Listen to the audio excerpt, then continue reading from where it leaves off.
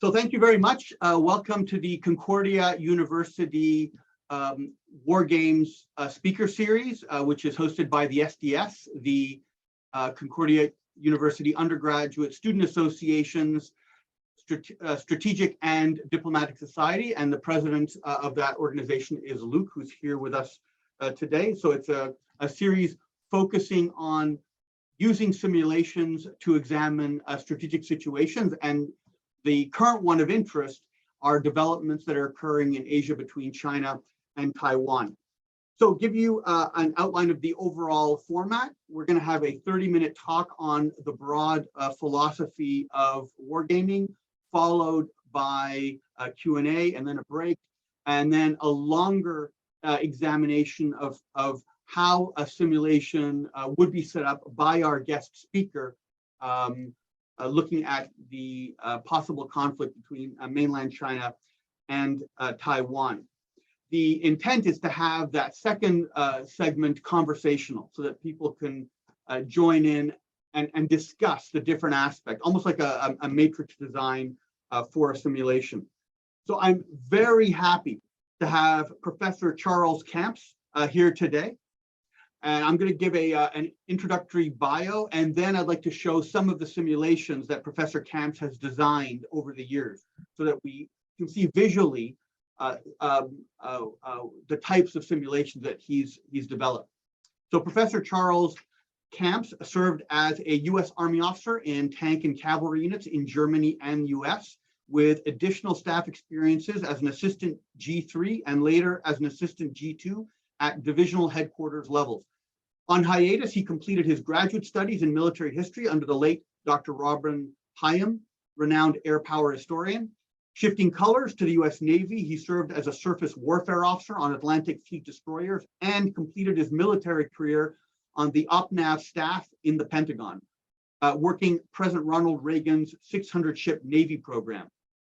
As a program manager and senior analyst for the defense consulting firm of Braddock, Dunn, and McDonald, he managed classified projects for the CIA, DIA, Army, ITAC, and the DoD Office of Net Assessment. Joining the faculty of the U.S. Air Force Air Command and Staff College in 1994 as an assistant professor of joint warfare studies, he retired after 24 years as the longest serving member of the ACSC faculty.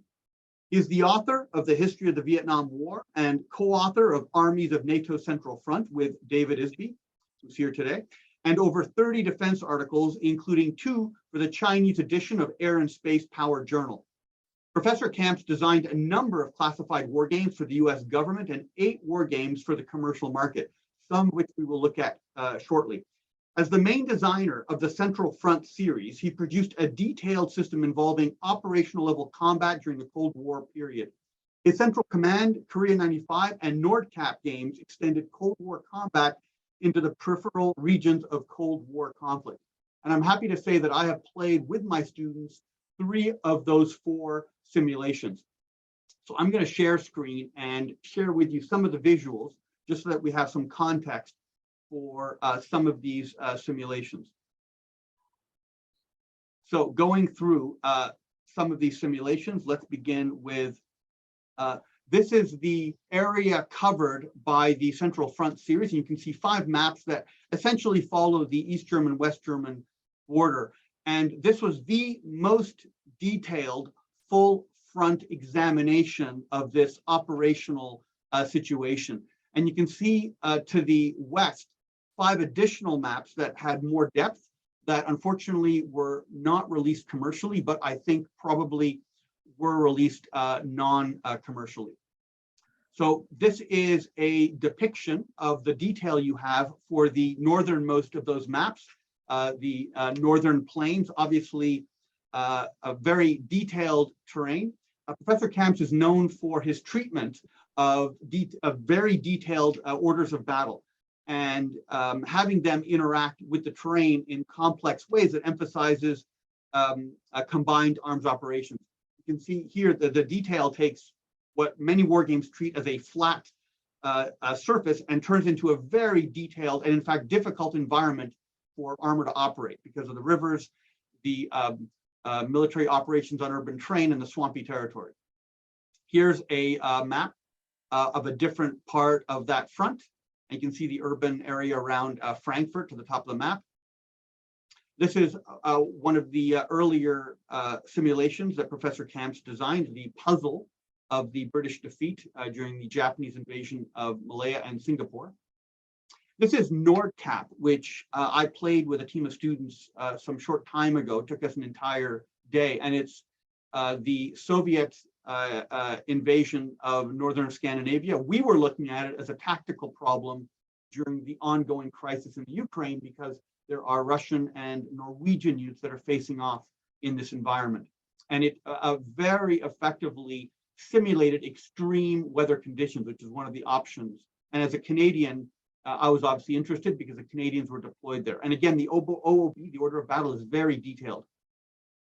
This is a very interesting simulation of a North Korean attack on South Korea era in the 1990s. And what's interesting is there's a paragraph from the playtesters that this was not designed to be fun. It was designed to be realistic. And so it's meant to simulate the actual conflict. And and in this particular interpretation of the two counterbalancing sides, it's actually very difficult to fight down through the Weijang corridor. And Professor Kamps here uses a core system for the North Koreans, and then you populate each of the cores with units depending on the terrain and the objective and the speed of the advance and the risk because of the North Korean infiltration forces and their varied levels of mechanization. This is the full front of the DMZ.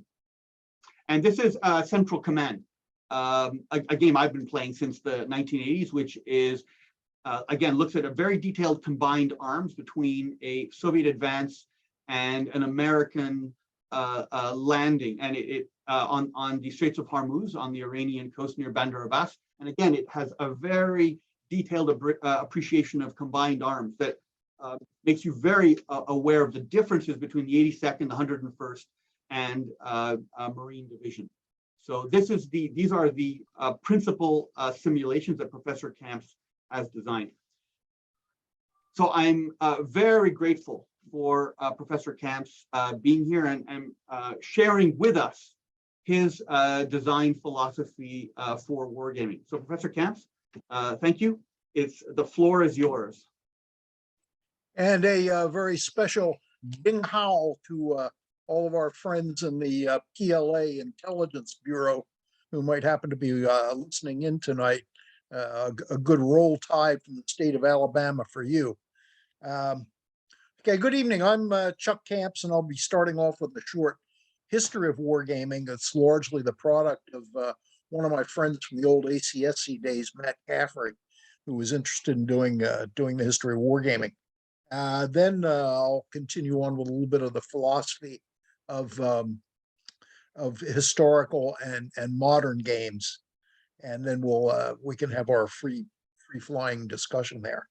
Okay, now placed in hierarchy, models are simply proportional representations of reality.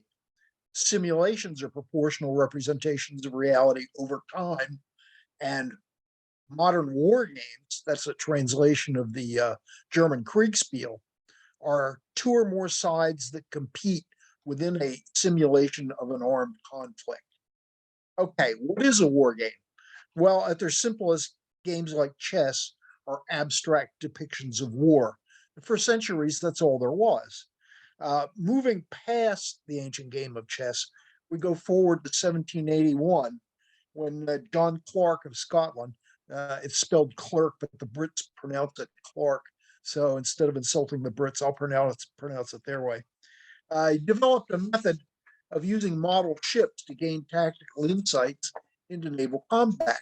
Now, while this was a military simulation, Clark's work was not a war game. The first modern war game as such was invented, of course, by a Prussian, Baron von Reiswitz. In 1811, he constructed a table model that had realistic terrain. He used wooden blocks to represent units, and each player would give orders to umpires. The umpires would update the terrain table, resolve the combat, and tell the players what the situation was according to how they could see it. Now, to determine casualties, the umpires would have lookup tables.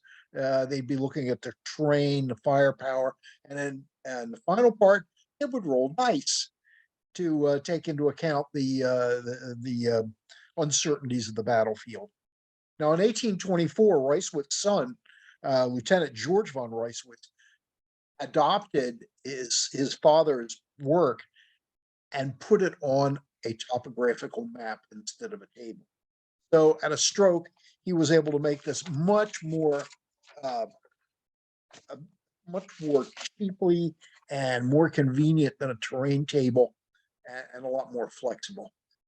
He actually demonstrated this innovation to the chief of the Prussian General Staff, General Karl von Muffling, who ordered all garrisons to conduct war. Now, flash forward to 1837, and General von Moltke the Elder, staff of the Prussian army, and ordered an increased use of wargaming for candidates to the staff corps. Now, only graduates of the Kriegsacademy can become parts of the staff corps. So what he did was included in their application package, where each one of these fellows had to have a letter done by his commander telling about how well or ill he did as the umpire of a war game. We're fixing that in with the entire Kriegsacademy experience. Moltke embellished the wargaming program by adding staff ride to it. He would take Kriegsacademy students.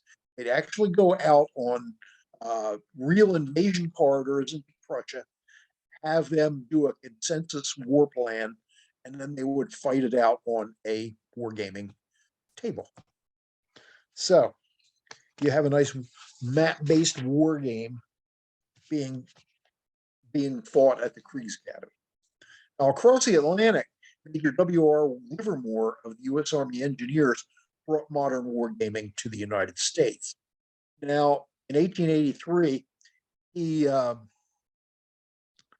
messed up that what he had actually done was translate the German rules. And what he did was he made his own change to it by taking casualty statistics from the American Civil War and scaling them into the German game system. He tried to run this by General Sherman, who was at that time Chief of Staff of the U.S. Army, and Sherman would have none of it because he just didn't trying to simulate war. It wasn't going to work out. So the U.S. Navy had a lot better luck than the Army did when they approached wargaming. A former officer, William McCarty Little, helped found the Naval War College in 1884, and he invited Major Livermore to come and do a joint Army-Navy war game. They did that in 1887, and then the Army promptly said, no, we don't want to have anybody playing in this kind of realm. You know, screw it, stop. You're not going to be doing this anymore. So McCarty Little did very well with the Navy, though, and every year since 1889, the Naval War College has played a war game. So it's a lasting tribute to his ability to put wargaming on the table, as it were. By 1894, he had actually gotten war games for the Navy to play in their budget making process. So this is a very early example of using them for something other than just a play. Finally, in 1899, the Army established their own war college, and McCarty Little went and tried to help them out with establishing wargaming there. They made a little bit of a change on the German situation. Instead of having little blocks to use for pieces, what they did was they used transparent overlays, and they could mark on the overlays where each move ended up, so they could have a permanent record of the moves for a particular game. Also, in order to aid the umpires in their deliberations, they established a set of a format for operations orders that each side would have to give the umpires, and that's almost essentially the same format that we use today. So so it did kind of carry over into actual use. Back in Germany, there was a Captain Naumann who tried to improve their wargaming by saying, okay, at a certain level, the unit is going to be combat ineffective. And he applied these statistics to units. Hey, good idea, very reasonable. The other ideas that they started to get around the same time were not so good. To eliminate a lot of the cumbersome rules, what they did was they said, hey, we've got a lot of combat veterans in here from the war with France in 1870-71. They can come up with faster deliberations, more accurate, and we can slip our war games through very much better than we could with the cumbersome rules. This worked until they all started to die off. Not only did they have people no longer there who could rely on combat experience, but they also had command excuse me, had command judgment come in that would spoil the deliberations. This was nowhere worse than when Kaiser Wilhelm II decided to use his command influence in wargaming and staff rights. Needless to say, the Kaiser side always won. So not very good process. So in Britain, you start to get an interest in wargaming around 1873 when Spencer Wilkinson, who was a civilian who was very interested in national defense, started a wargaming club in Britain. You start to get war games established. Fred T. Jane, the author of Jane's Fighting Ships, produced a credible naval war game around the turn of the century. The renowned science fiction writer H.G. Wells produced a ground war game in 1913, Little Wars. So you start to get a interest in wargaming, starting from the civilian process and moving up and influencing some of the military folks. Now, arguably the most decisive wargaming of all time took place in about 1905. 1905 was the last year in which von Schlieffen's plan for a big swing through Belgium and Holland was actually wargamed before his retirement. So this was a very heavy weight on the German war planning process. The same year, Wilkinson urged the British government to do a war game based on the possibility of a Franco-German war. This ended up influencing the British Army's cross-channel movement, mobilization, and led to staff talks with the French. So again, weighed very heavily in the beginnings of World War I. Now, one war game that should have been very persuasive in 1914, but was not at all, was played in April of 1914 in St. Petersburg. And in that war game, the two generals with two armies in the same location with the same plan ended up getting their clocks cleaned in the war game. These two generals were the same ones executing the same plan at the Battle of Tannenberg. So where they could have walked away with a good idea of what to do and what not to do, they ignored it to their peril. All right, now the Germans had made some mistakes. They had not figured in any political dimensions into their wargaming at the higher levels.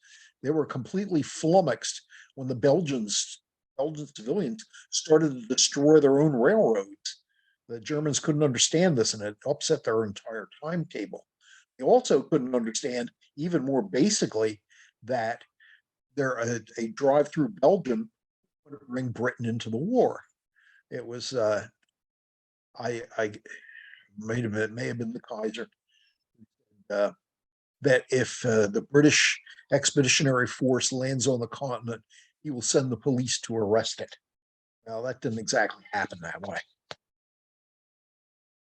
Okay, after World War I, the Germans got wiser and they started to look on wargaming as a holistic process, and they brought in various other elements of government besides the military, try to work on on war issues. Now, it was a really great idea, but it did not survive the coming of the Nazis. We'll address that in a minute. In Britain, wargaming sort of took a real dive. The entire British military establishment, in spite of having B.H. Liddell Hart and J.F.C. Fuller, two of the best armor experts in the world at the time, promoting mechanized and armored doctrine.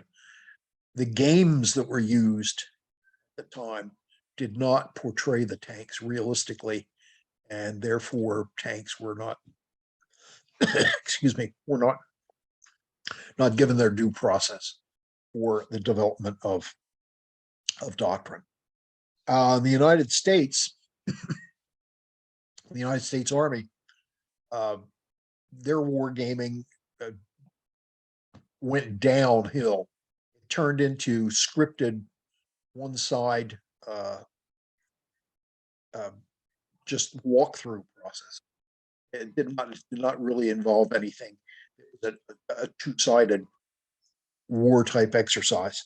The only thing that in the U.S. Army that came out that was fairly good was in 1929 in the Air Corps Tactical School. George Kenney, who at the time was a captain, decided to make up a war game that would cover air power and its contributions to the overall campaign. Now, the problem was that it was so complex that when he left in 1932, none of the other faculty members wanted to take it on, so it kind of died. But for a few years, he had a real good thing going there. The only place where you could say there was a real winning combination of factors going together was with the United States Navy. At the Naval War College, the faculty would produce their yearly war game, and they would make the Japanese different every year. They would give them different strengths and different weaknesses, so that they would teach the students what would happen over the long haul and various types of enemies. And this was so effective that after the war, I want to read a quote here from Admiral Nimitz. He said, "The war with Japan had been enacted in the game room here by so many people in so many different ways. Nothing that happened during the war was a surprise. Absolutely nothing except the kamikaze." And so they did a very good job as far as wargaming at the Naval War College. The Marine Corps, at the same time, they were trying to develop amphibious doctrine. This was something new for them.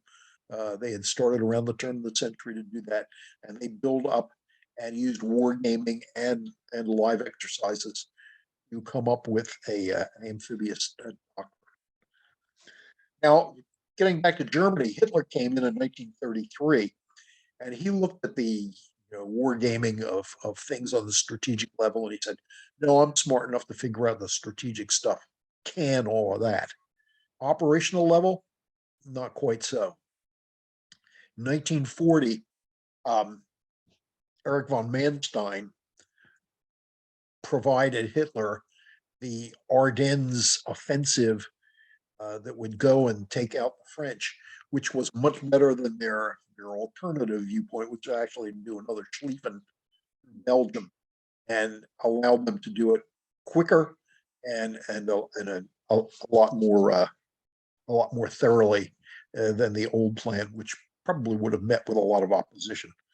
That's what the Allies were expecting. Now, how about on the Eastern Front? What happened there? Germans didn't do so well. They, in spite of the fact that they launched Barbarossa, and by the time they actually got to where they anticipated they would be, and thought that they knocked out actually more divisions than they thought they would. They thought that the Russians would be down to 60 divisions, and it would be an easy pushover at that point. However, the Russians had 220 divisions.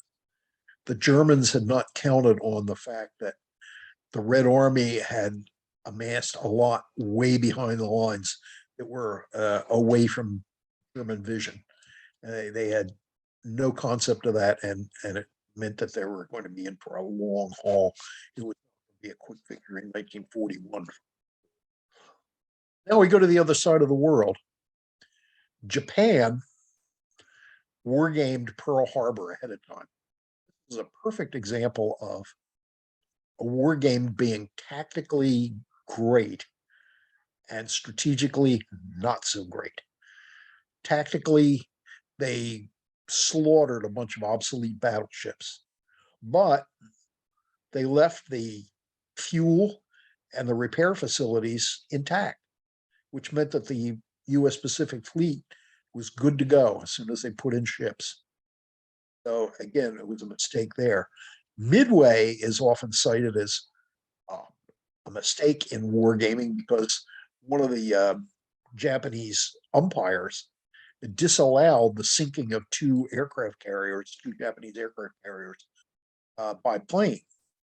Now, the thing is, it was probably a cheap shot because the planes that had taken these out were B-17s, and that would have been a real long shot.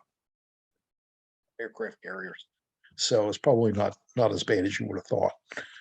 Okay, after the war, started getting interest by the State Department and RAND into doing political simulations and adding economic factors, war games. They did this as early as 1954. Pretty rough stuff early, but it did gain some traction. The Naval War College put up a couple of things in 1958. Their Navy Electronic Warfare Simulator and Warfare Analysis and Research System. Same time as their satellites there, the Marine Corps established a landing force war game series in Monaco. So the Navy is jumping on the ball. They've already got a war gaming set up, and they continue to go with it. The Air Force gets on the ball because of the missile and bomber nuclear mission. And what they do is they initiate a game called Big Stick. And this was introduced in 1961 to the Air Command and Staff College, and by 1964 became part of the core curriculum. The U.S. Army still lagged behind, with the exception of some of the folks who wanted to prove that helicopters would be really good and wanted to have an air mobile division that forward, and it actually did show how good that they would be, which turned out to be true. In 1964, the Joint Chiefs of Staff conducted a politico-military role-playing game called Sigma 164, and it was going to be to depict strategy for the United States in Vietnam. They did a series of these, and each time they did the series, the folks that were participating from the State Department and the military got at higher levels of firepower there, as it were, because of the higher interest. Problem with the Sigma series was they came out with the right answers. Nobody use them. They came out with what would actually have been a good way to good result in the Vietnam War and never applied the lessons, which was okay. Now we go back to something that we haven't seen since the 19th century here: commercial wargaming. In 1954, an entrepreneur named Charles Roberts came out with the first board war game. It was called Tactic. And by 1958, he came out with the first historical board war game, which was Gettysburg. And these got sold through his Avalon Hill game company. And I must say, 1958, that was the first war game that I got. I was 10 years old, and my mother gave it to me as a birthday present. Gettysburg. So anyway, you start to get in the 60s and into the 70s, you start getting a buildup of people doing the map and counter type war games. They start really really taking off with Avalon Hill and Simulations Publications Incorporated. In 1972, SPI published Red Star, White Star at the invitation of the U.S. Army Infantry School.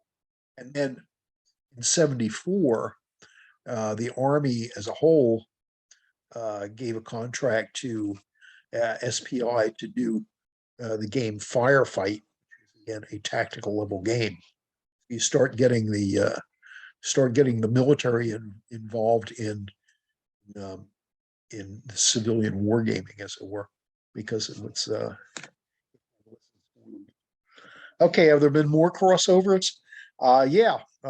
Prior to the Iraqi invasion of Kuwait, on the morning of the Iraqi attack, one of this conference's panelists, Mark Herman, who was a game designer and also worked for defense contractor Booz Allen, had put out a game called Gulf Strike.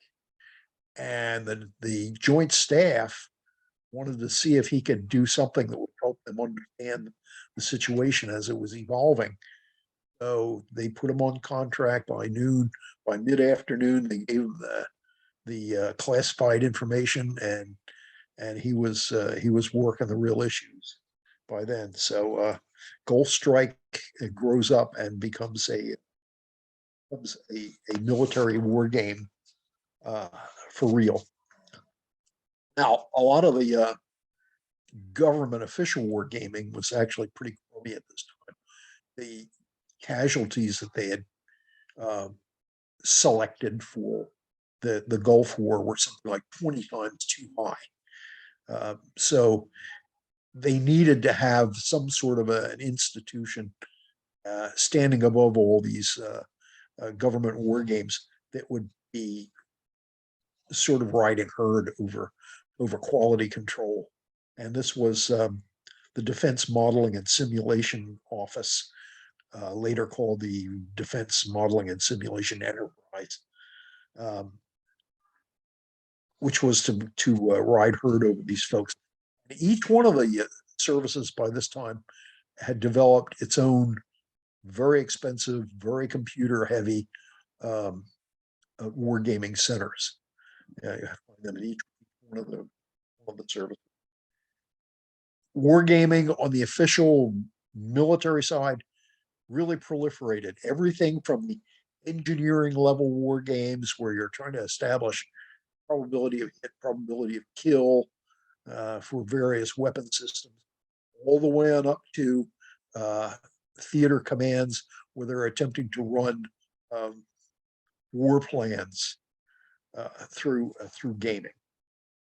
So it's taken off and has become very legitimate. On the civilian side now, at this particular time, personal computers start coming in, and you start getting computer games. The cardboard counter and map sheet type games start to go downhill as far as popularity goes. There are advantages and disadvantages to both. The computer games are are really good for record keeping. You can put all sorts of stuff into there, logistics, ammunition expenditure, everything, and do, mix up various calculations for how good particular units are, what kind of casualties they take. Really good for that. What they're not really good at is what the board and paper games are good at, which is seeing an overall situation, being able to take and think. You just can't do that very well with a computer. Okay, at this point, I've kind of run out of history. So let me go on to my next topic, philosophy of history versus future games. And then we'll address any questions after that. Historical games have at least one standard of excellence to be able to replicate the actual event. Okay, if you can't, it's not a valid game. And this means research. Research is going to be good. Now, maybe Dave Isby can help me out on this one. There was a game design. It was on one of the Eastern Front games. I forget which one it is. I was not an Eastern Front fan, but there was a big space in the middle of the map that looked like it would be a tremendous place for somebody to, the Soviets, the Germans, you pick which one, go in and really rout the other guys. And the game designers couldn't figure out why nobody did it historically. Well, they finally found a good map, and it showed that it was a march that it was pretty much not passable, which is why nobody did it. So you see that you have to do your homework, get all this research done, or else you're going to end up with something that's going to be very valid. Now, what you have to be able to do when you come up with a game, and this is either for the designer or for the player, is to be able to employ Clausewitzian critical analysis. Now, this was thought up, of course, by the 19th century German theoretician Clausewitz, and it involved a three-step process. It was used very often by the Kriegsacademy as their teaching tool. Number one, determine the facts that bear on the situation. Number two, determine the cause and effect relationship between those facts. And number three, develop alternative courses of action using only the technology and intelligence available. Now, any one of those three things could be pretty contentious, but that's the scheme, and it's pretty good. If you can do this and do it well, you're going to have a good result. Now, from time to time, when you look at historical games, the designers have to put in a mandatory idiocy factor to cover the colossal ineptitude of one side's officers or subordinates. Okay, you have to have that in some games. The player is just the supreme commander, and if you attempted to allow everybody else below there to be that good, then you'd have ahistorical results. So it's all right to have that and have free play among folks like that. Now, when designing a recreational game, historical situations can be kind of one-sided, just because not every historical engagement was ever fair and balanced. Really not. So when I was doing my game Singapore, what I did was to use optional rules to achieve a sort of play balance. Now, what I did was historically identified 10 action items that were not only recommended by British commanders on the ground, okay, but they were achievable using only the resources that were at hand. All these ideas have been rejected by the High Command for no good reason. But taken together, they could have changed the operational outcome. And the only thing you could do for play balance is, assign a certain number of victory points, one of these things, so that you get some sort of a play balance in who's going to win. But it's surprising when you look at the at some of these historical events that you can very legitimately get stuff that was absolutely doable at the time, recommended by people at the time, and not done. And it could have been an event. You can't do it. You can't do play balance by having either silly rules or units that are way out of balance and be justified by the players. Everything that you do in a game has to be able to be accounted for in the designer's notes. Okay, turning from historical war games to future ones. In the interest of full disclosure, designing modern war games stemmed from my profession and was oriented toward providing military personnel with a heads up on terrain and forces that they were liable to face. There are, of course, major differences between historical games and future games. Number one, there's no historical outcome to look at to be achieved. No authoritative record as a guide to the designer. But that does not mean that historical research is less important. Only not the determining factor. History remains very important. When you look at the contenders, how did they fare in previous wars? Did they learn anything from previous wars? And have they decided to apply it to their forces in war? Now, one thing I'd like to address at the outset for future games, a future game is not going to tell you how to win. If a future game is designed well, what it's going to do is prompt you to ask the right so that your analysis will be better informed. So don't look to any future game and say, this is how we do it. No, probably not going to be that way.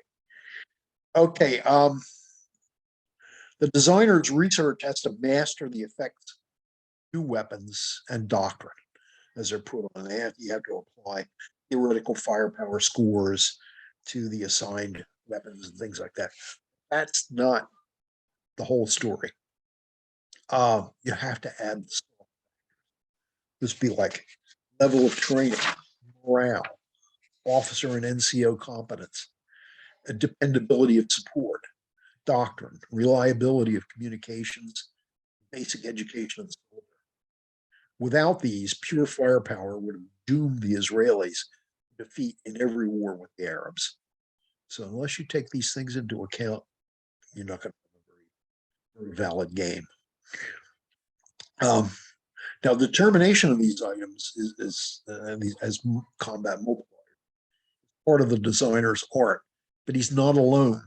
There are people who have written books on this stuff.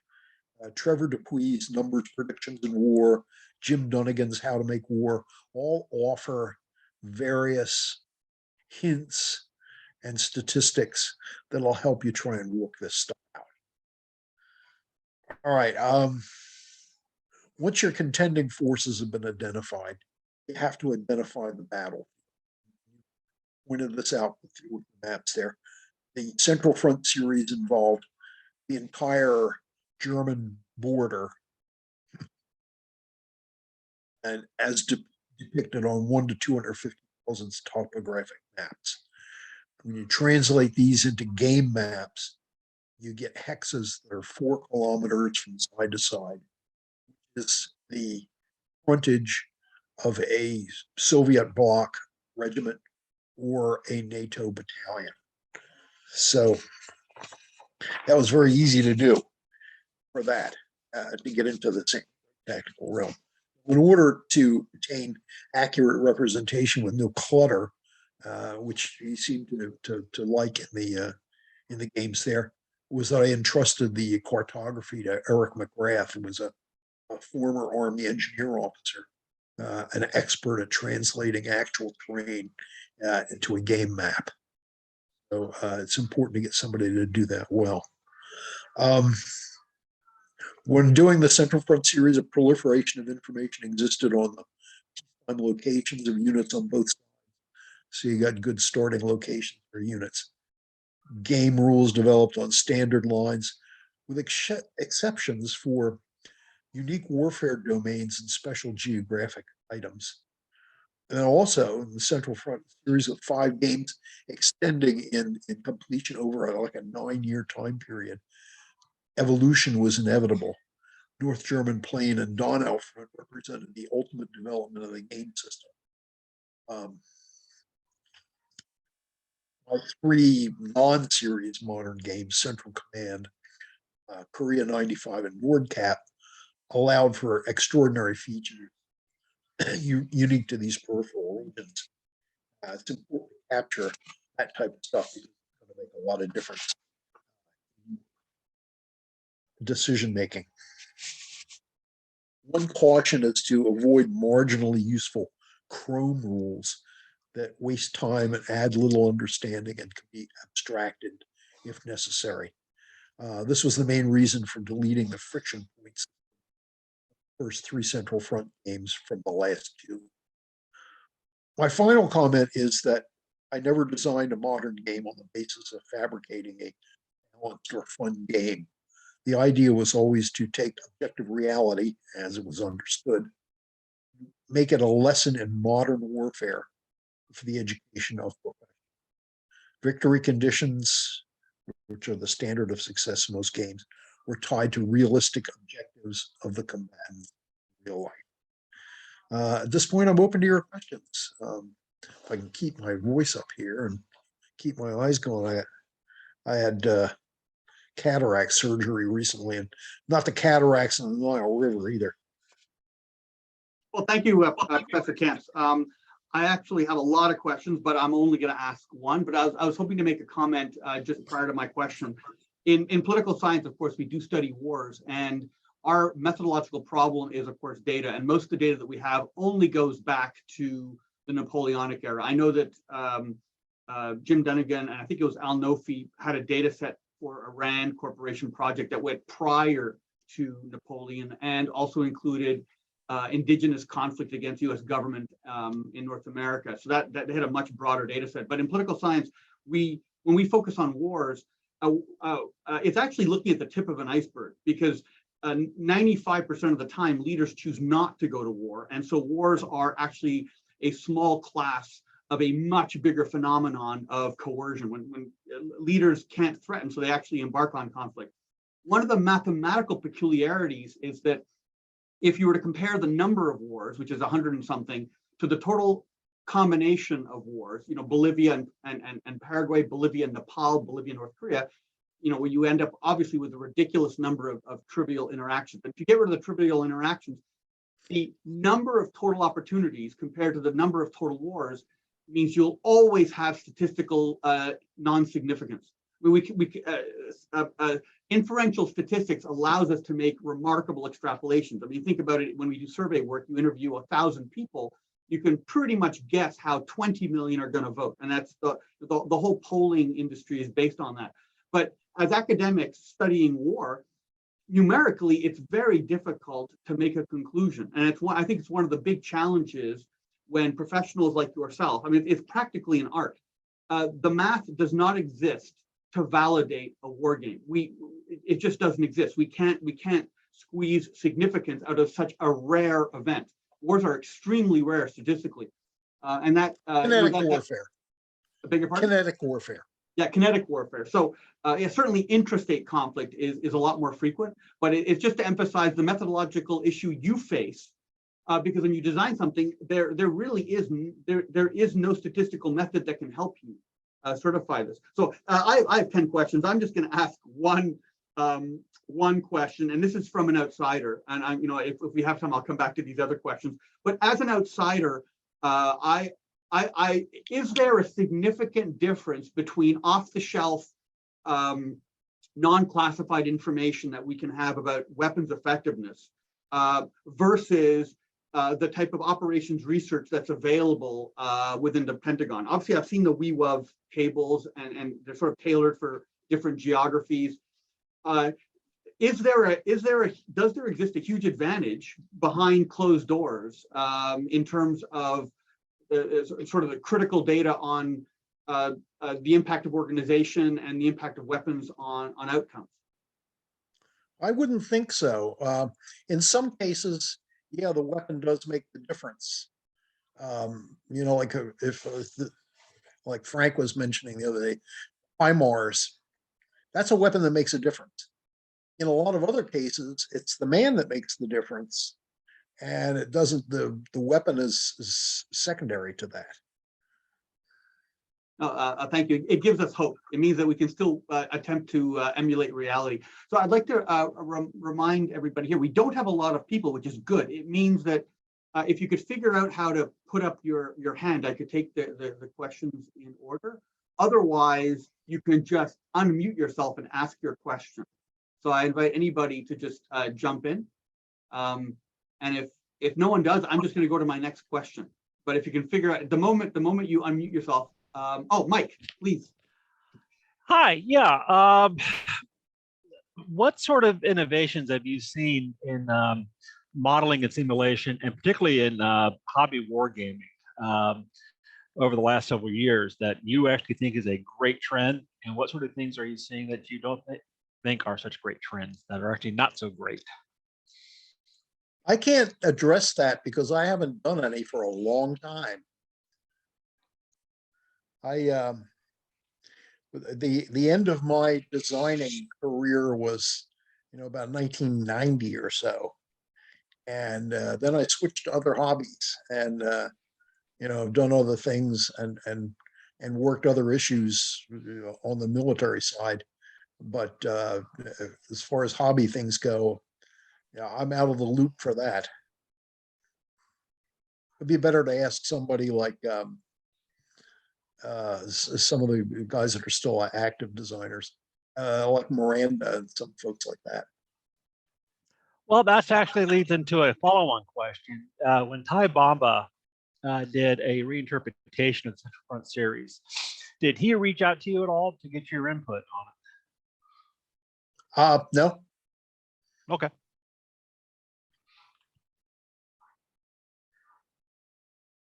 So, Matt, I'm gonna ask my next question.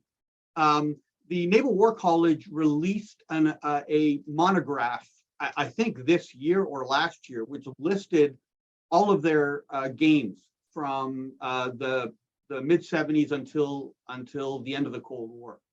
And I was astounded to see that the commercial games followed about a year after each of those games. I was wondering if there wasn't some sort of automatic leaking process. I mean, it was fascinating. I mean, I've got Jim Dunnigan's Third World War on my wall over there. With a, you know, it's got a front of a bunch of Scud missiles, and it's sort of a global Third World War conflict, and it came out basically a year after. So I'm wondering if the commercial industry, especially for contemporary war games, there wasn't. Of course, it's totally inappropriate for people to be leaking secrets like that. But to me, it looked like a fishing expedition. It looked like this was the strategic concern. And then people were designing war games around it to see if people on the outside, how they would react and how they would know what kind of solutions would emerge there. Did you have any sense of where these war game ideas were coming from? Yeah, no, the SPI, I was at SPI at the time for, you said World War III. It was really done perhaps with, at that page, relatively early game, ignorance of what the professional war game market was doing. It was gained by SPI's feedback, which they used to put in the magazine, and they relied very heavily on that. And World War II was the predecessor of the World War III game, a game called World War II, done in the early 70s, and World War III. And yes, I remember that very well. I did the first playtest map, which was a global map, and had to be done in a hurry. And I remember this because it was in a hurry and I forgot to put it in the Philippines. And people were really starting to first play test, and they realized that control of the Pacific was a lot more difficult if you leave out the Philippines. So I had to go back and finish the map. Yeah, I recently, in fact, 2 weeks ago, I had an article published in the National Interest on precisely that. And it was a little bit triggering because it's apparently it's a bit sensitive at the moment. Obviously, you need the Philippines, but it's hard to get into the Philippines.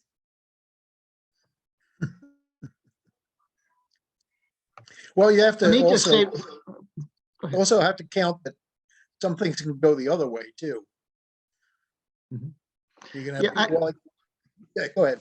well, I was just going to say that, from our point of view at GDW, it was never a top secret leak or anything like that that led to a game. It was always, but it may be something related to that. It was always the conversation going on in the military and the military journals.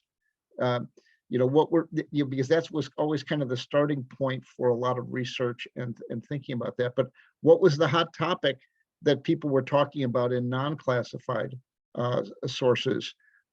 And that's if you were trying to follow it from a non-classified point of view, that's what you had, and so that's what tended to provoke interest. Sorry. Having seen both sides of it sometimes at the same time, I would be dismayed at how clunky and bad some of the government stuff was, and it was like, God, you could never sell this. It was really, really pretty nasty stuff. Well, the Naval War College, there's a YouTube series that I think came out about 3 years ago, and one of the key interesting things was that they decomputerized the game because with the computerization, students couldn't recognize the Lanchester Square Law. They couldn't recognize sort of the fundamental maths and the types of outcomes you get. Trying to coordinate operations. Those were hidden by the computer. That's a very thing, and it's certainly not limited to that. It's the difference between why there is still a value in things like air war tactical games, in which you use mechanics to move an airplane, as opposed to a flight simulator program, of which there are a great many. Flight simulator programs allow non-pilots to fly an airplane quite well, but you don't understand the forces at work if you have to go through the procedures. So there is still a value to that. And you're back to what you said on World War III. There was also a game on the subject from the mid-60s by a guy named Phil Orbanes, who did a game called Confrontation, which was actually ahead of its time and had some very good and still lasting lessons, which, perhaps serendipitously the designer put in. And he certainly was out of the war game business in the mid-70s, and he made a fortune doing different flavors of Monopoly for Parker Brothers. But, that certainly was an issue, that subject that has been done. Professor Kamps, if I could ask one of my other questions. Bernard Brody was a naval historian, and of course, he did a lot of work on the effect of nuclear weapons. Based on his interpretation of technology. He was one of the naval wargamers. There's a sort of a community of naval wargamers at the end of the 30s and the 40s. And Hector Bywater, I think, was one of the consumers of that wargaming. As a journalist. How do we square away the fact that the U.S. Navy was doing a lot of wargaming and the civilians were doing a lot of wargaming, and we have what looks like a relative failure in command at Pearl Harbor and in the Philippines? I mean, it seemed as if the U.S. Navy and the U.S. Army and MacArthur were surprised by what Japan did, when in theory the wargaming was at a pretty high caliber. I mean, Hector Bywater, on some level, understood what was going on. I understand that the U.S. Navy College had even more detailed understanding than Hector Bywater. What explains the amateurish handling of sort of non-conspiratorial explanation for what happened at Pearl Harbor? What do they always say? intelligence failure. Yeah, okay, that's it. Yeah, intelligence failure. I mean, there's a large literature on intelligence failure, perhaps much less of a literature on war game failure. Yes, war games may give you an idea what you're looking out for. You know, the Navy 27 fleet problem, which included the Saratoga attacking Pearl Harbor on a Sunday morning. So yes, and of course, calling these up, it's a different lot of people. And I recommend if you go to the Naval War College's website, you can download, they did a monogram about a year or two ago on their war games in the interwar year by Dr. Norman Freeman, the naval historian. And they also go the Navy, well, they did some very good work in the early and mid 30s. By the late 30s, as leadership changed and the Navy's priorities changed, it was still there, but the later games weren't as good as the first. This is the thing with professional military education. You become dependent on the FOGO who are in charge of carrying them out. Yeah, the fleet problems and stuff like that. There's a good book, Pearl Harbor Warning and Decision by Wolstetter, that gives you a lot of the idea about the intelligence and the fact that there was really nobody that was looking at everything all at once and could put everything together. And you ended up with those problems. But yeah, you know, and then it's, you know, it can't happen here, you know, that type of thing. It's may I ask you to reminisce? This is my last question, I promise. In 1990, the Senate Armed Services Committee was listening to different academics about the probable outcome of the upcoming conflict against Saddam Hussein in Kuwait. Edward Luttwak, who I think he's a fantastic author. My students just, including Luke here, plowed through his grand strategy of the Habsburg Empire, which is fascinating. But he, in front of the Senate Armed Services Committee, he said there would be 50,000 American casualties in a war with Saddam Hussein. And then Trevor Dupuy came along, I think a month later, and said, nah, not going to happen. It's going to be, it's going to be 1,000, probably far less. He didn't give a specific number. I recall him saying it was like an order of magnitude less. Do you remember at that time, and here we have two, Edward Luttwak has been consistently productive, and his works are fascinating, but clearly Trevor Dupuy had a much better handle on the math. I was wondering at that time, what were the instruments that you had available, and what was your guess? As war gamers, what was your guess as to what was likely to happen? Going back to that 1990 sort of period of decision. well, like Yogi Berra said, predictions are difficult, especially when they're about the future. Yeah, Trevor Dupuy, remember, is one of the few people who said, "I have a model which is predictive. I don't just offer insights; I offer predictive." Luttwak is, and he's a great guy, but he's certainly not a numbers guy. He how do you're reasoning by example, and he saw this as another Iran-Iraq, a war, but with the Americans in the place of the Iranians. Another thing is people who went by history. The Iraqis during this war had staff officers who had been trained in the West and certainly had access to the models in the West. And they studied this and said, no, a flank attack on a core strength, which is what helped defeat the positions in Kuwait, is not possible. They can't do the logistics over this terrain. And and if you go back, I know that's what they would have thought, because I did the same sums myself. So so predicting it's very hard to be predictive.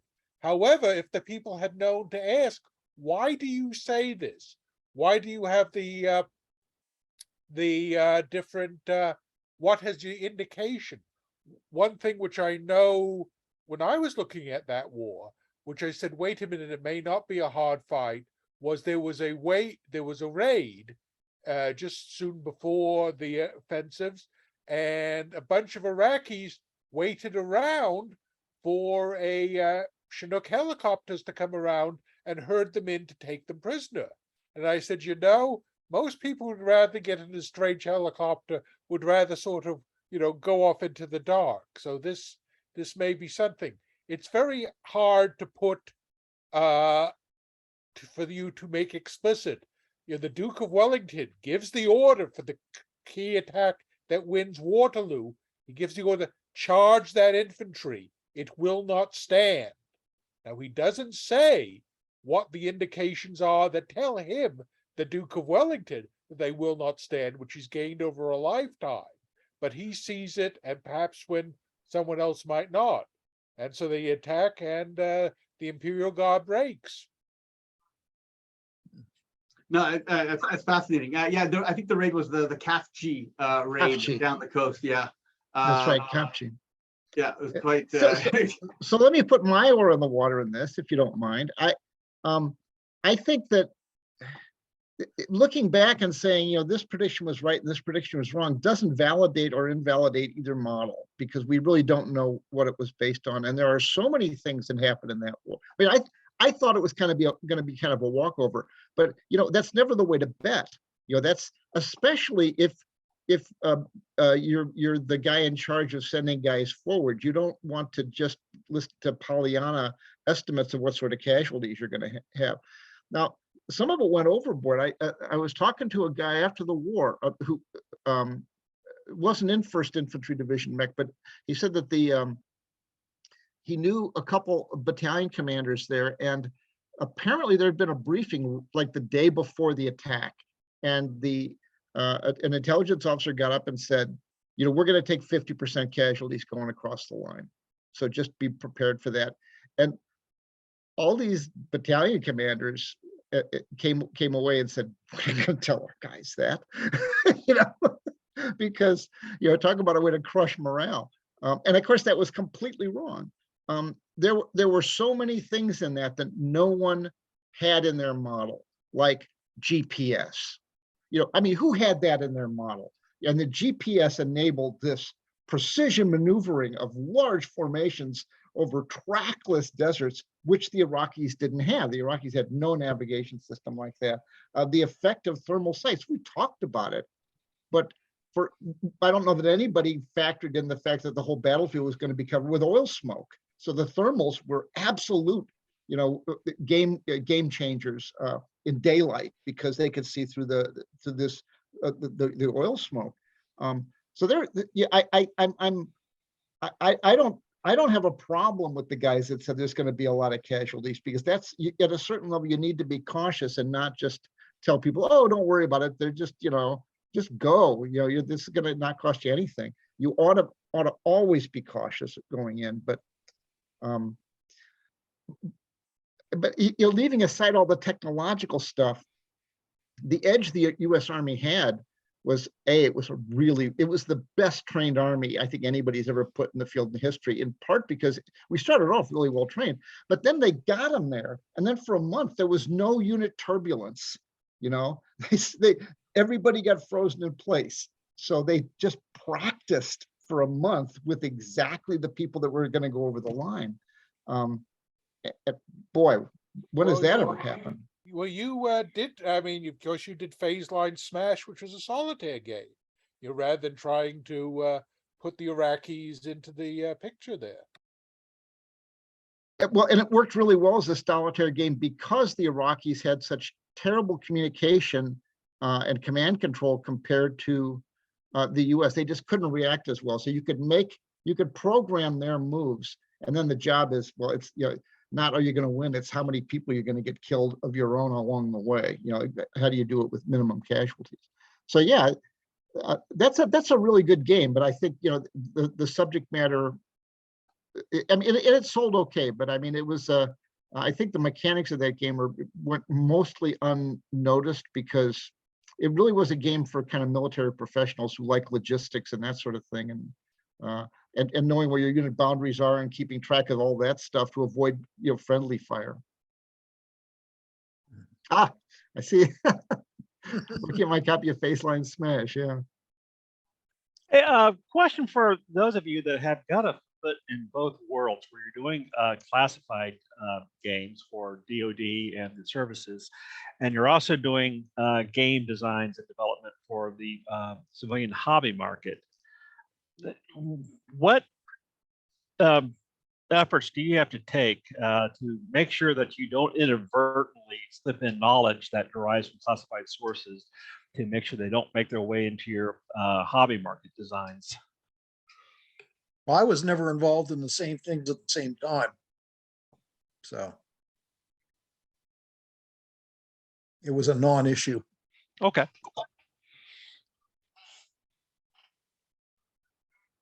Now, Mr. Chadwick or I'll Mr. just- Isby? I was never involved in any classified information for game design, but here's kind of an interesting anecdote about that. I had a fellow who was a former weapons officer on SSN, Steve Newberg, who later went on with his own.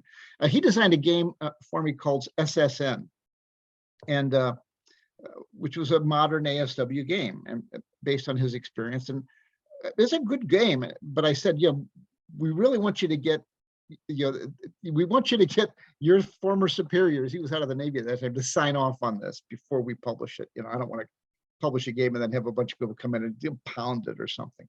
Just so give me a clearance. Get me a sign off. No, we don't need that. Yeah, humor me. So he came back with that and a revised list of statistics for all the SSNs with like their noise value randomly moved, 1 or 2 slots, And he said, and his original argument had been, well, I can show all this information from unclassified sources. The problem is, if you know the real answer, yes, you can shop your unclassified sources and say this came from this, which is exactly what their position was, So yeah, it's still a nice game, but I mean, all those detection values, just aren't the right ones. So it is a problem. Yeah. I actually co-teach a game design course at Army Command General Staff College, and basically the guidance that we give our students is, hey, find the values from Wikipedia, open source. If you find your game values there, nobody can call you on it. Which leads to my next question to pretty much all 3 of you gents, is what is one big piece of key advice you give to contemporary game designers?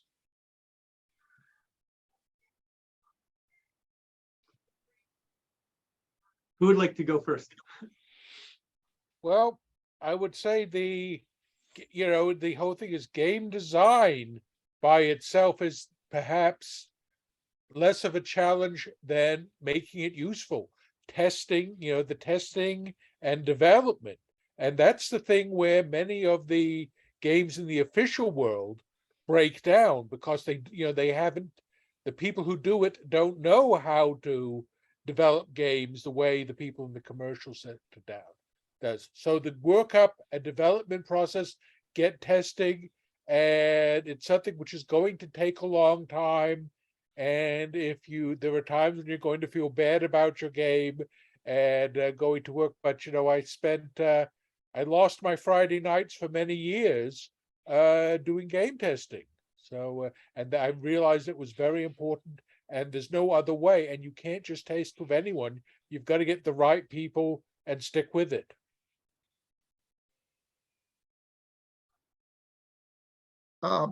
Yeah, I agree, Dave, completely. The way I think about game design now is that since I've been writing novels as well, there's a lot of similarity in some funny kind of ways in terms of the core of storytelling, because a game is a story. But that is that a really good story focuses on what's really important to moving the story. And what's really important in game design is understanding what's really important to the result. I mean, games get clogged up when people just, everything they find something, here's an interesting process, let's put this rule in and this rule, and it's not critical to getting the resolution of the game. So the real important thing is keeping that focus on what's important, and making people, because you want people to come away not only seeing, being entertained, and that's because that's good. That's what gets them playing, but you also want them to come away with an understanding of at least what you think was the important variable, the important variables, that 2 or 3 or 4 really important things that drove the event. And if you clutter it up with a bunch of stuff that's just not important, that's how a game gets to be a confused mess. And the development process, in a lot of ways, can screw a game up. Because what the worst thing that can happen is when you get a bunch of people in it, and every time they stub their toe in playtesting, they want to add a new rule to fix that. That's how you get, that's how you get a confused mess of a game. Yeah. And I must say, this is not just limited to the commercial sector.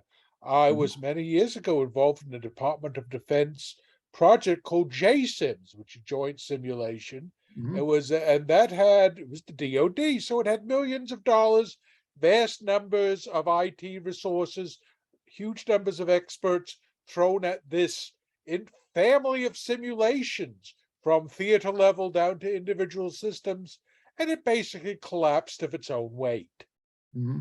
Because they were trying to do too much, even with practically unlimited resources, and when they didn't get it right after several years, the people rotated out, they lost interest, and I think it's gone off to war game heaven now.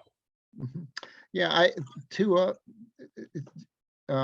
Charles earlier quoted Yogi Berra. I love Yogi Berra myself. He is a font of wisdom, the great unsung philosopher of the 20th century. But along those lines, Yogi Berra once said, if you don't know where you're going, you might end up somewhere else.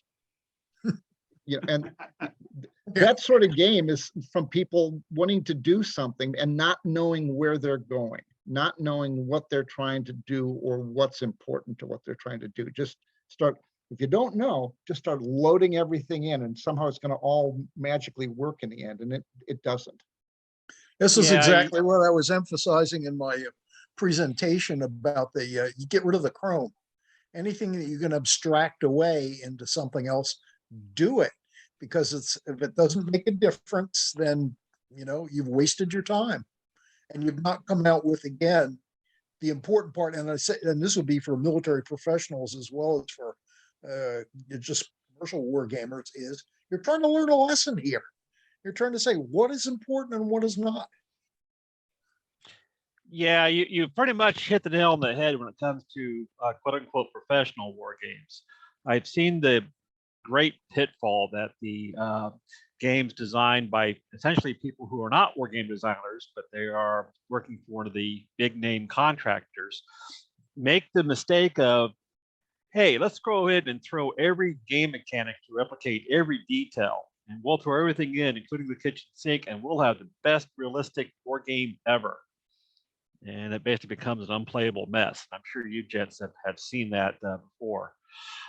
Which leads into a follow-on question I have for you, is what do you consider to be really one of the most underrated games from basically the 70s through the 90s that you thought would have done a whole lot better, but just didn't take off in the hobby game market? And Frank, I put your game Baseline Smash squarely in that category. I think it's a brilliant design. Thanks.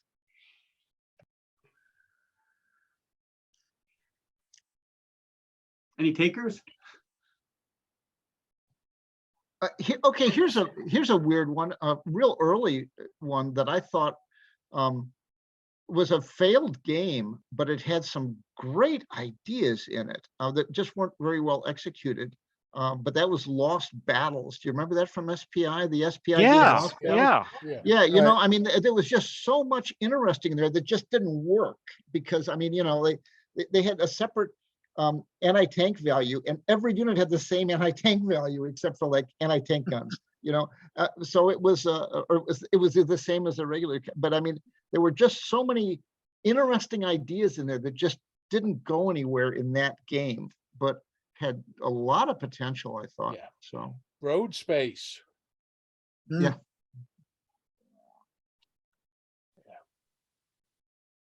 Sorry, Mr. Isby, what it's called road space? No, the game had rules for road space. So Oh, if right. you were bringing up your Soviet, so if you had to clear the roads, if you're going to bring up your Soviet multiple rocket launcher brigade and blow a hole through the German defenses, you had to clear everyone else off the road because there's, the traffic jams. Well, And it was certainly a important thing. Every Battle of the Bulge game should have a road space rule, but they're so difficult to do. It's one thing that computers do better, like logistics or a limited intelligence. But it had lots of good ideas. And it was also, I mean, it was done in like 71 or so. And back in those days, SPI had, we didn't have the limited, we didn't have a lot of the tools, and we didn't have the rule writing style that later became part of the system. So, if they had readdressed it, it might have come out better. But we live and learn. For example, in 1971, we didn't storyboard out a game. You couldn't. The Battle of Napoleon at Waterloo, which is still around today, was designed in 71, and you can't really describe the actual Battle of Waterloo in terms of the game. But games designed 5 years later, you could. Yeah, this is my Army engineer aide memoir. Of course, there's a whole section on avoiding road traffic, being able to calculate how long it takes a column to go through, particularly a bridge. I mean, it's of course that the record keeping becomes a nightmare in a commercial war game. Which kind of leads into a thought that I have. I want to get all three of your gentlemen's input on this. Is there's a great reluctance in the hobby war game market to include logistics, which has my person I co-teach with says, yeah, logistics, it's just purely vital. How do you square that challenge of imparting just how absolutely crucial having logistics right is in a military operation to a hobby market that really doesn't want to have to deal with it? And I'm looking at Rich Berg's campaign for North Africa, who took a valiant attempt at that, but crashed and burned under its own weight. Yeah, it's certainly, if we're looking ahead to future events, as we're seeing now in Ukraine, where logistics in many ways seems to have been decisive in many of the battles there. So yeah, you've got to have it, but find a way which it doesn't interfere with basically the command.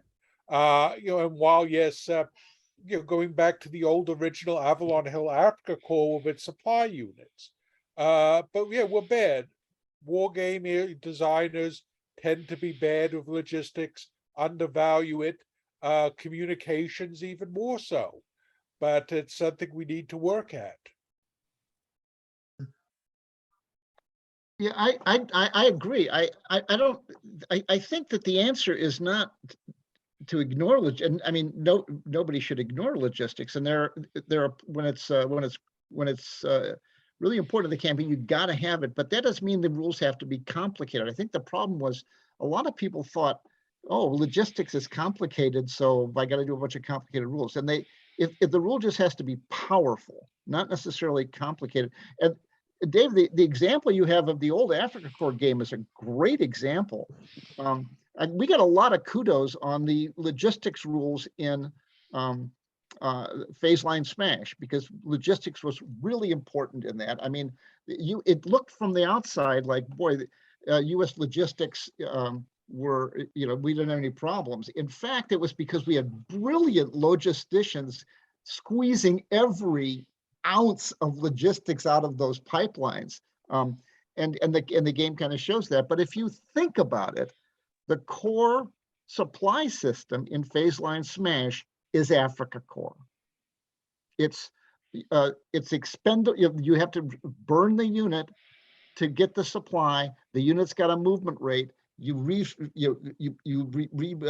reconstitute it back at your supply depots, and it shows you the length of that, really dynamically shows you that length of that supply line without saying you can't go beyond this line.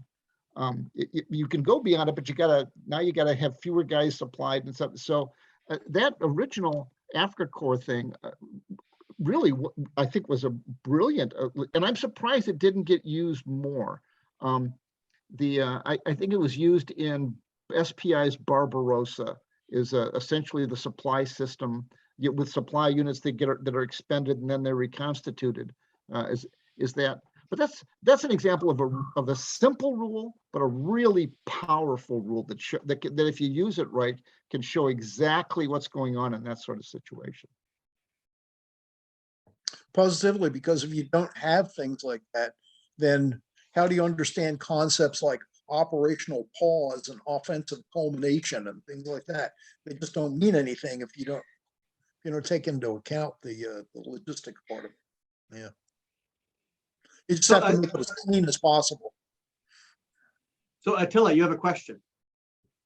Yeah, hi. Sorry, I'm late this time again because I had class. But so I wanted to ask, for war games that are conducted in like government organizations or just large organizations in general, the lessons learned tend to be quite limited in terms of creating preparedness, because on the one hand they can maybe be a bit too much simplified, but on the other hand also the individuals partaking in these war games might have a limited scope of what they're able to change, as well as a limited interest. How is it possible, do you think?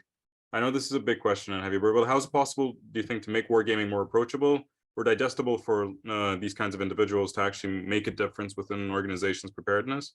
And because many of the complex and accurate simulations that the three of you gentlemen have made are very accurate and very detailed and very impressive, but for maybe a bit more of the average person, it might be a bit more difficult to get them involved in a bit more. So how would you? Well, the key thing is who is playing the game and for what reason. Now, I've been involved with games which are actually for real live decision makers would actually play the game, and they have, in many reasons, one says, the scheduling becomes more important than the actual game itself, to get these people together and get them, like I said, a limited number of decisions, and these people are not going to read a lengthy set of rules. If you give them an objective, they will do role playing, and it will give them an idea of some of the decisions that have to be made, and it will give the people who are watching an idea of some of the interactions. But again, keep it limited in time and space. Other games can be, if you get a different lot of people, you can get a much more complex game.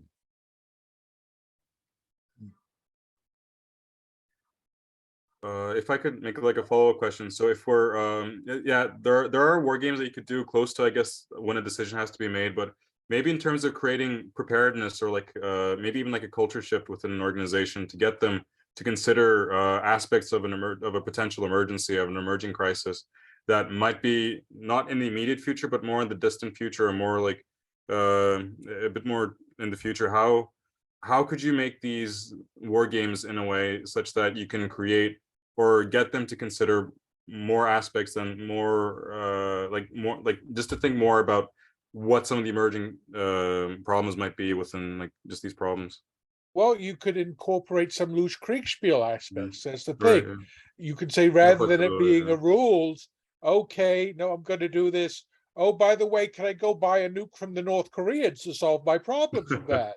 And if they said, no, you may not, unless they want to say, all right, send a ship to North Korea. And it depends how they want to play it out. So you could have loose Kriegspiel aspects for people to come up with different ideas, or saying, this is one of the things with someone saying, why can't I attack on that flank of the enemy?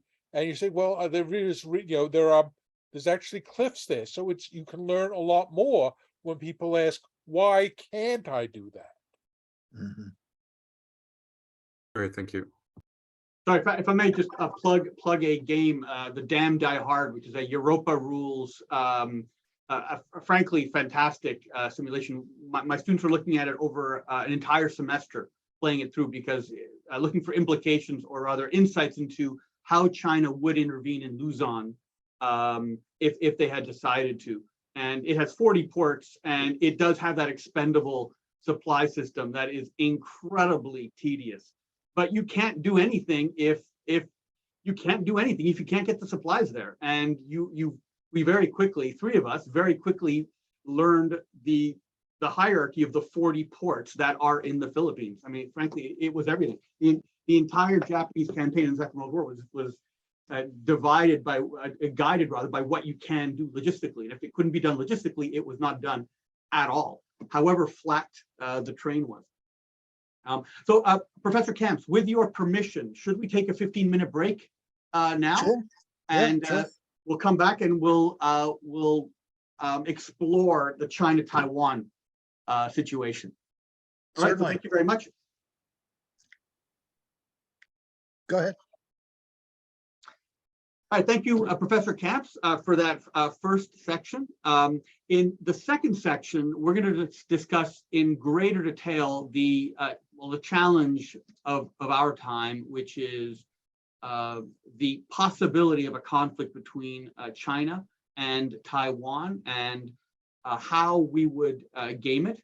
And I mean, just to put it in perspective, in 1945, you had a world population that was about a third of what it was now, and the population of Africa in 1945 was a tenth of what it is now.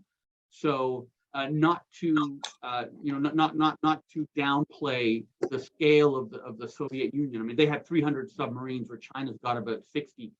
Certainly, they amassed an enormous amount of firepower, but in some ways, this new confrontation is much larger in terms of the total number of soldiers and the capacity for China to mass produce weaponry, and the number of potential allies that exist outside of the main theaters. So, Professor Kamps, how would you guide us in how we could simulate a possible conflict between China and Taiwan, or China and the US, or and any other assertion of Chinese power? Well, there's a lot of conflicting information available. As a matter of fact, we're mentioning this the other day when you're talking about the Chinese thought that it would be really nifty if they could get in and take things in 14 days or whatever it was, or 14 hours and 24 hours, something like that. And the ROC government suggests that there'll be a 30-day warning period before an invasion. So that's fairly interesting to apply that. And also in a conversation, these are out of the RAND things, pretty much. Talking about, in normal wargaming and military things, you're saying, hey, a 3-to-1 advantage is usually enough for the offense to be victorious or something. But apparently, U.S. and Taiwanese officers talking were saying, hey, you may need a 5-to-1 to crack Taiwan. So again, that's a little different there. And another comment here, even if the People's Liberation Army could deliver 1.5 to 2 million soldiers across there in good order, getting them across there and supplied, they'd still be outnumbered 5-to-4 by the Taiwanese. So, and then you have the Taiwanese capabilities in the electronic spectrum. I mean, they're the world's big kahuna as far as chips go, and they've got a lot of expertise in the civilian population to do a lot. And they are building up things. They got the new Tiancong 3 to replace the Hawk missiles, and receiving their last 10 Patriot batteries, I guess they're doing here. So it's a lot of all the interesting stuff that's come out about this, that it doesn't make this a tremendously easy thing to simulate. And again, in that thing I had mentioned, in fact, I sent you a copy of the it was the China-US scorecard RAND study, and they were talking about US submarines taking out the amphibious fleet. And this was just putting 2 submarines on station, and it varied whether they wanted to come to periscope depth or not. But even at that, taking out something like, I forget how much, 22% of the fleet or something like that, that doesn't allow for ones that are going to get taken out by mines, ones that are going to get taken out by Taiwanese missiles or air or surface units doing things, their patrol fleets. It's going to be a challenge for the Chinese to do things, and they can start out with a big ass missile barrage, but you know, is it going to take out everything that they need to get them ashore? And especially when you look at the again, the thing that I sent you in there of the terrain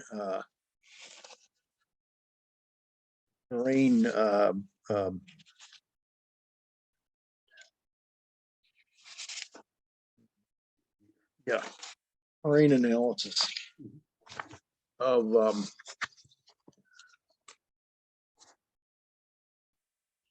Right. Right. And you see that mud flats in there. That limits them a lot. And you look at the other pages that discuss the only places that they considered were viable landing beaches, also ports that they might be able to use. So they've got more than a few problems to deal with, aside from the fact that yeah, they're going to be trying to use a lot of civilian ro-ros to get things across, but getting them across and then getting people that are really able to do something when they get to the other side is going to make Operation Sea Lion look like something that was well planned. Well, in your Central Front series, one of the, of course, one of the things that you were able to examine because of the scale, both time and the size of the hexes and the units, was the jumping off time.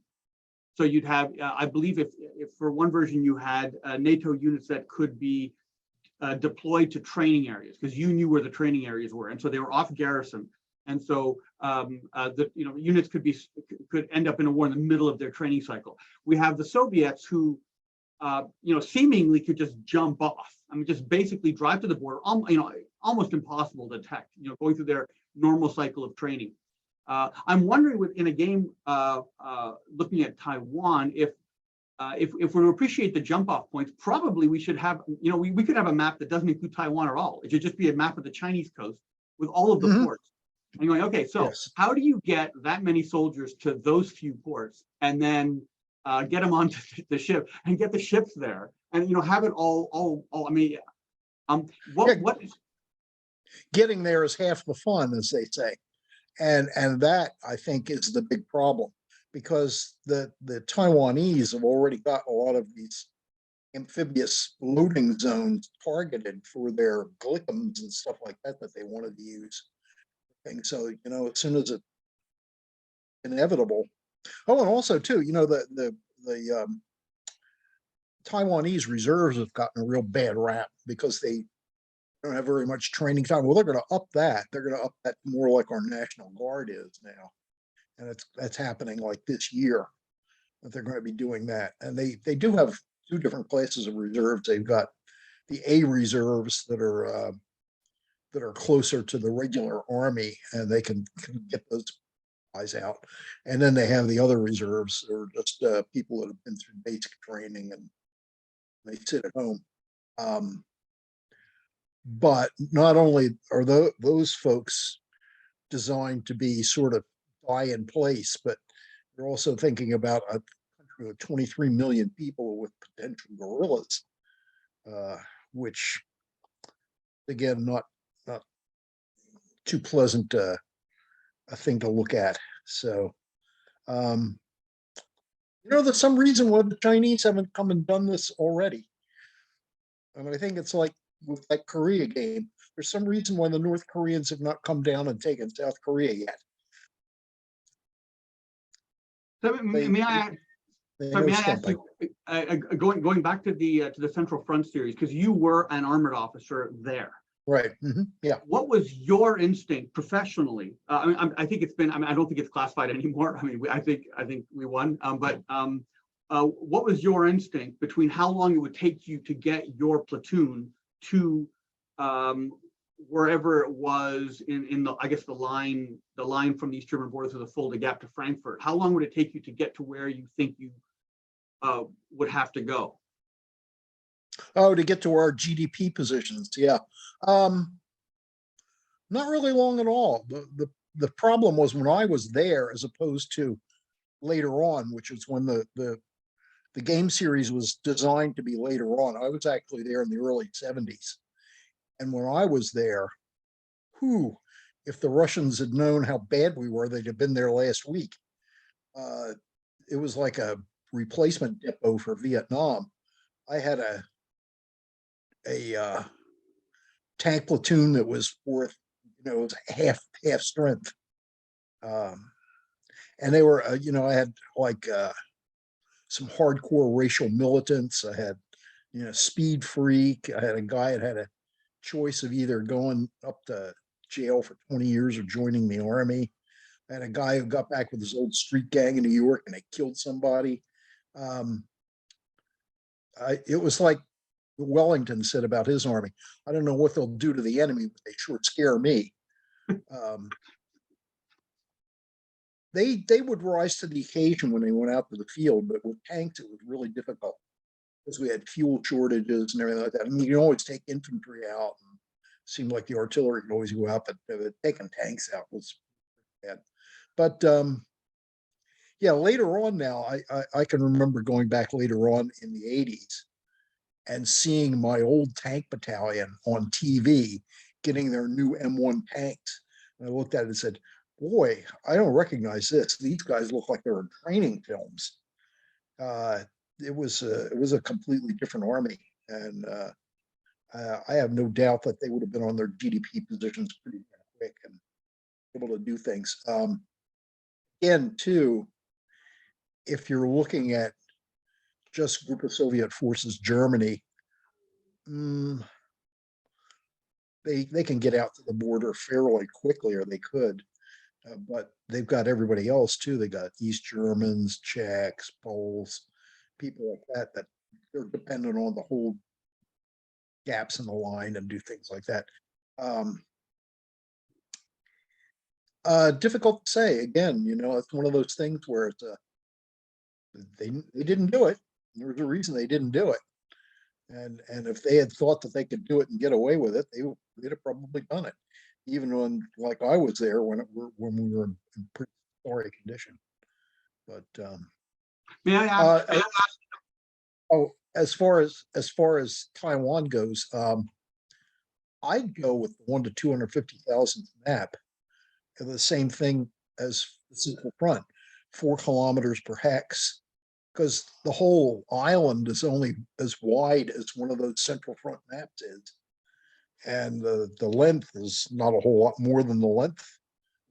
So you can work it with that. You could actually get something that if you wanted to sell a game to do something like that, you could get it done with that, and you'd have the same kind of dynamics going on as you would in the Central Front. Same kind of ranges for artillery and movement and that type of stuff.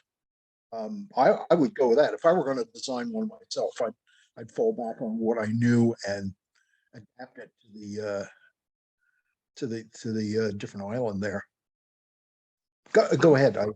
Yeah, no, I've got, of course, a million questions. I invite anyone else to jump in, of course. Please, just, oh yeah, wait, sorry. Yes, Mr. Chadwick. Well, if we had, this is not I'm not a content expert on this at all. But the if we I mean, it just anybody look at this can say this looks like a really steep hill to climb for the mainland Chinese. That being the case, maybe the conflict we should be looking at is not necessarily when it starts with an invasion across the beach.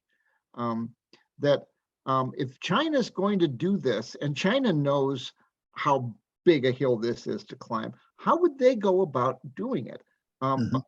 If the conventional notion of an amphibious across the beach invasion is not feasible, is really not doable, what's necessary to get the campaign to the point where the Chinese can begin landing occupying troops rather than assault troops? So I think maybe certainly there are people in Beijing thinking about if we're going to have to do this, how are we going to do it? And so that would be the question: how would you do it? Well, I think airborne air assault and special forces in a very quick coup, that would probably be their best chance, because they catch the Taiwanese without a big state of alert or anything like that. They're taking chances doing that because as soon as the Taiwanese mechanism grinds up, those guys are going to be in bad shape. But if they could do that and cause the government to fall and do things, so they could win people, you ease your money and you take your chance. The question remains: how feasible is a standing start or a low readiness? We saw the importance of this show with Ukraine, in which the Americans were broadcasting to the world, what a few years before would have been considered, intelligence sources and methods. We see what you so-and-sos are doing.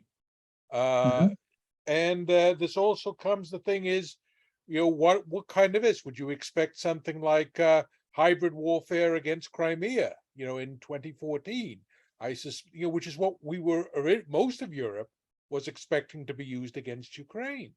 So that might be another approach.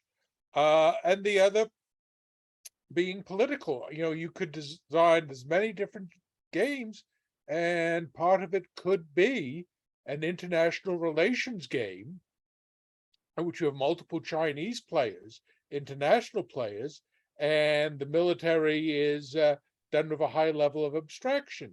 And I think a lot of this is something where you have to decide how much abstraction you want to do. You could go, like I said, central front warfare, but then remember, you've got to build in the air, naval, and also things like space, cyber, special warfare, where you don't have a lot of evidence. And you're going to say, all right, if the Chinese say, well, we'll give them, we'll hit them with cyber, and that's going to make it possible. Well, the Chinese don't know this, and we don't know this. The cyber, which was supposed to shape the Ukraine war, has ended up, for whatever reasons, so far to be fairly peripheral.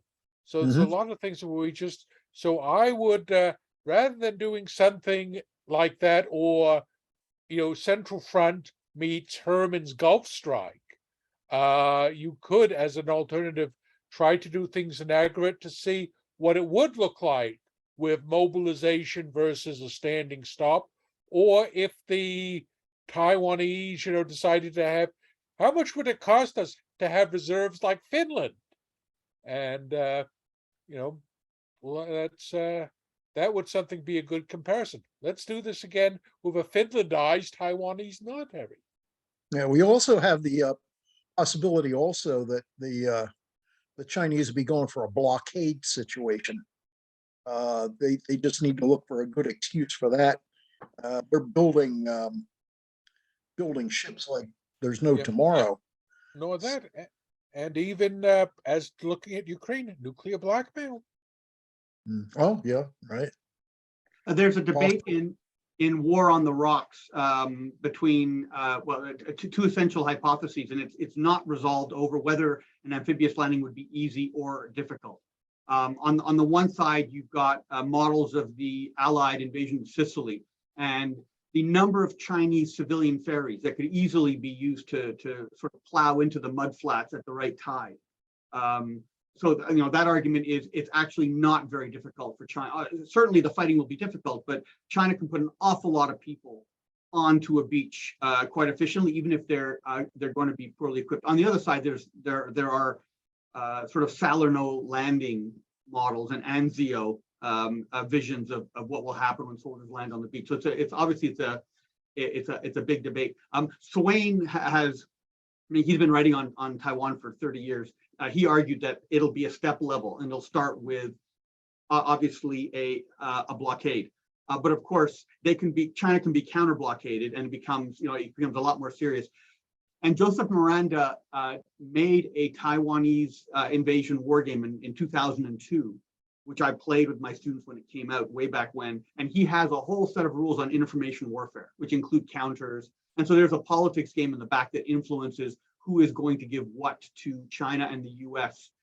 So there is of course, I mean, things have changed in 20 years. I'm not sure how much but so he was looking ahead in that sense.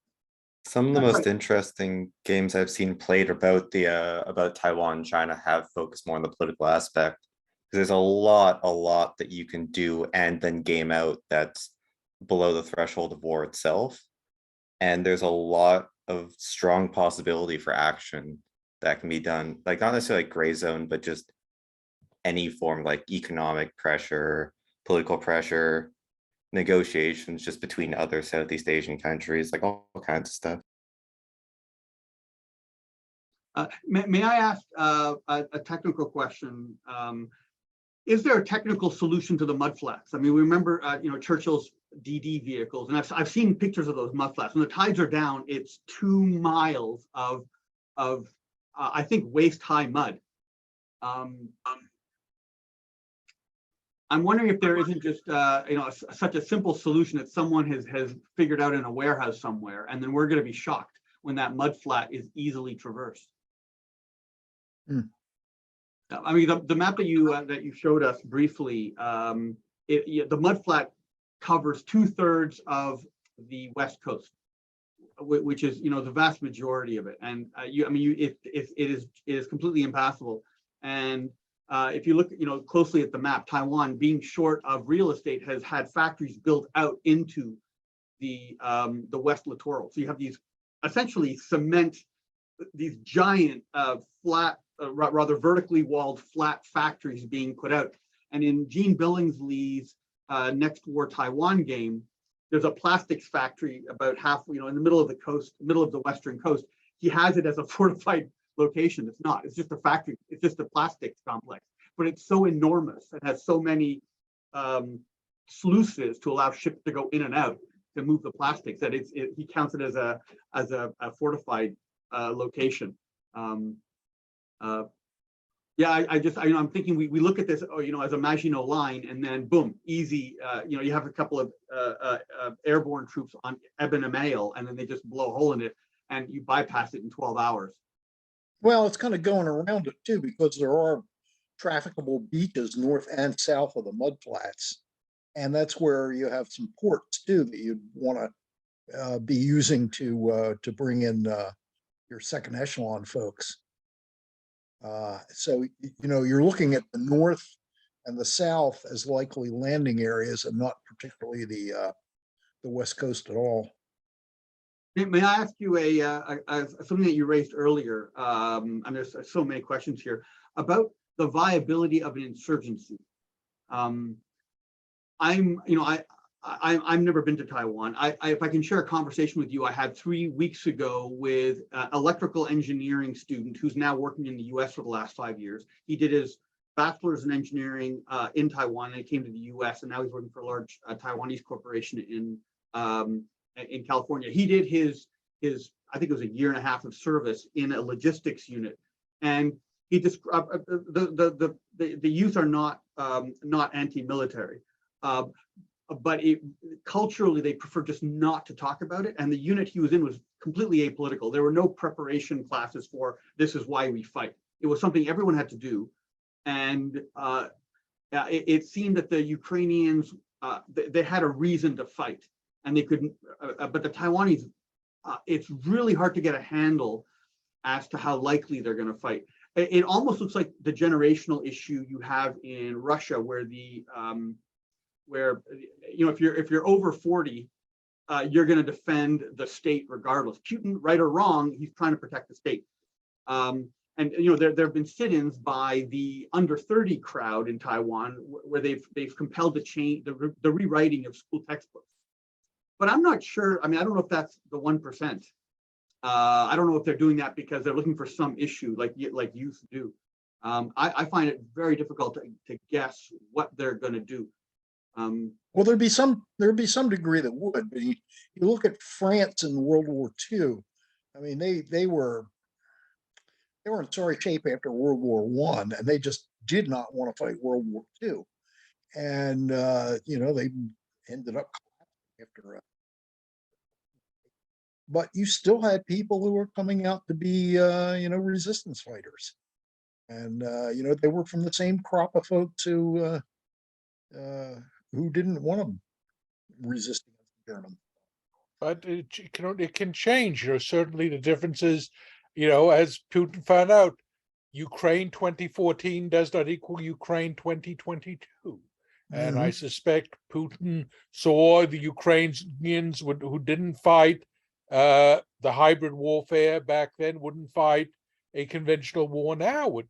So that's the thing. And of course, this is very important question. And this is one where subject matter expertise, and I don't read Chinese, but I know perhaps this is something where the English language literature may not have the loose answers unless it's the people who are reading the Chinese language literature. Yeah, Professor Chadwick suggested that we think of another way besides amphibious landing to see what are the options open for China. Of course, there's many islands. You have Pratas, which is south of Hong Kong. You got Quemoy and Matsu, which are right up next to Xiamen. I mean, you can see them from the port. You got Itu Aba, which is the Taiwanese island in the middle of the Spratlys. But if I could just go back to settle the discussion on the amphibious attacks. We no longer have the New Jersey battleship. I was watching a YouTube video of it was a classified U.S. Navy video that's 10 minutes long that was just put up recently, and it was discussing the battleships at Iwo Jima and how they were changing targets and how they gave them an extra 24 hours to shoot, and how the Navy was so much better than everybody else at destroying targets. What is going to happen physically with the prevailing technology today? The Chinese have landing craft, and they've got some vehicles that are floating, and they're coming towards the beach. We see the technology now in the Ukraine. What are the Chinese going to be doing to the people on the beach, and to what depth? And of course, there'll be helicopters and airborne troops inserted, and the Taiwanese are going to be firing back. What does it look like? What is the modern beach landing, opposed beach landing, going to look like? Good question. It depends on how much time they have to prepare. One of the things that they have in their big annual exercise in Taiwan is brigades that are picked out as beach defense brigades. That they'll go and set up the defenses and things. So and for all the stuff that our wonderful Navy did to those Pacific Islands out there, they still didn't get the Japanese out of all those caves and underground positions. And it was still, the flat fire instead of overhead fire that really didn't do a whole hell of a lot. I mean, it looked like a real good sound and light show, but it didn't do a whole hell of a lot to the defenders. So, and then I look at it in the other way. The namesake for the destroyer that I was on was sunk off of Omaha Beach. A German 203 millimeter gun hit it and broke the damn thing in half. you know, from the beach. And so there are a number of artillery pieces that the Taiwanese have that they can obviously fire from hidden positions. But yeah, it's a, you know, this is why you make war games up, to test these hypotheses about, hey, what can do what to whom. You know, that's, we don't start in with the answers, you start in with the questions, and you try and do it. When I was designing the Central Front things, I didn't know who was going to win. Well, I mean, There. I was hoping to see something in 1991 when U.S. Marine Corps was demonstrating up and down the Q-80 coast. They didn't land. How would the U.S. land on the Taiwanese coast, do you think? Ship to objective maneuver. They don't land on the coast. They fly people in from some place that's not covered. And of course, we're getting out of a lot of that business right now. They're planning on making the whole 3rd Marine Division a whole bunch of tunes with shore to ship rockets that are going to go out on little atolls and places and clobber the Chinese as they try and come through the first island barrier. So it's a different way they're thinking about things. But Well, yeah, that's a reversion to the World War II Marine Defense Battalions, which were exactly right. that. Yeah, that's You know, exactly the thing that I thought mixture of. of coast artillery and air defense. Yeah, it's exactly the first thing that struck my mind was we're reinventing the defense battalions. Yeah. In terms of how the U.S. would do it, I mean, when we talk about all the mud flats, I mean, the first thing that comes to my mind is LCACs. You know, I mean, they're not impassable to LCACs, and we got a pile of those. The Chinese have some, and if I think they're going to get serious about this, they probably want a lot more, if not to do it, to at least threaten it. So you can't just look at those mud flats and say, well, that's safe, you know. And of course, helicopters that don't have problems with mud flats, you know. And a lot of our amphibious lift now is aimed at our amphibious assault ships are really air mobile assault platforms. So I mean, I think the problem with the mud flat is not so much getting troops across it, it's getting supplies across it afterwards. It's an engineering problem, not necessarily an assault problem. That's why it's so important for them to grab a port immediately, because they won't be able to support any kind of a serious troop concentration without having ports. They just couldn't do it, even if they had good beaches to work with. I don't think they have the over-the-beach supply capability. They're going to have to go for the ports where they can unload stuff right at docks. And there was a whole thing, I forget where it's out of now, but that I think I sent on. It was all about which ports are they going to try and go after, and how are they going to try and do it. I can resurrect that very quickly, but it was.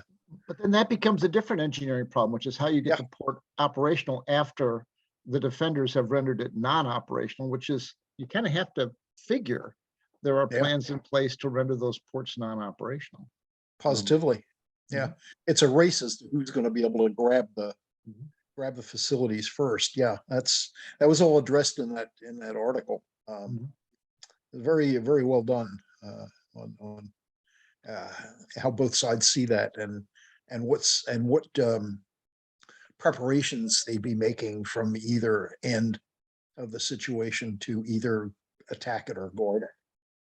Well, that actually may show what the centrum like and what you'd look at for the mobilization versus surprise.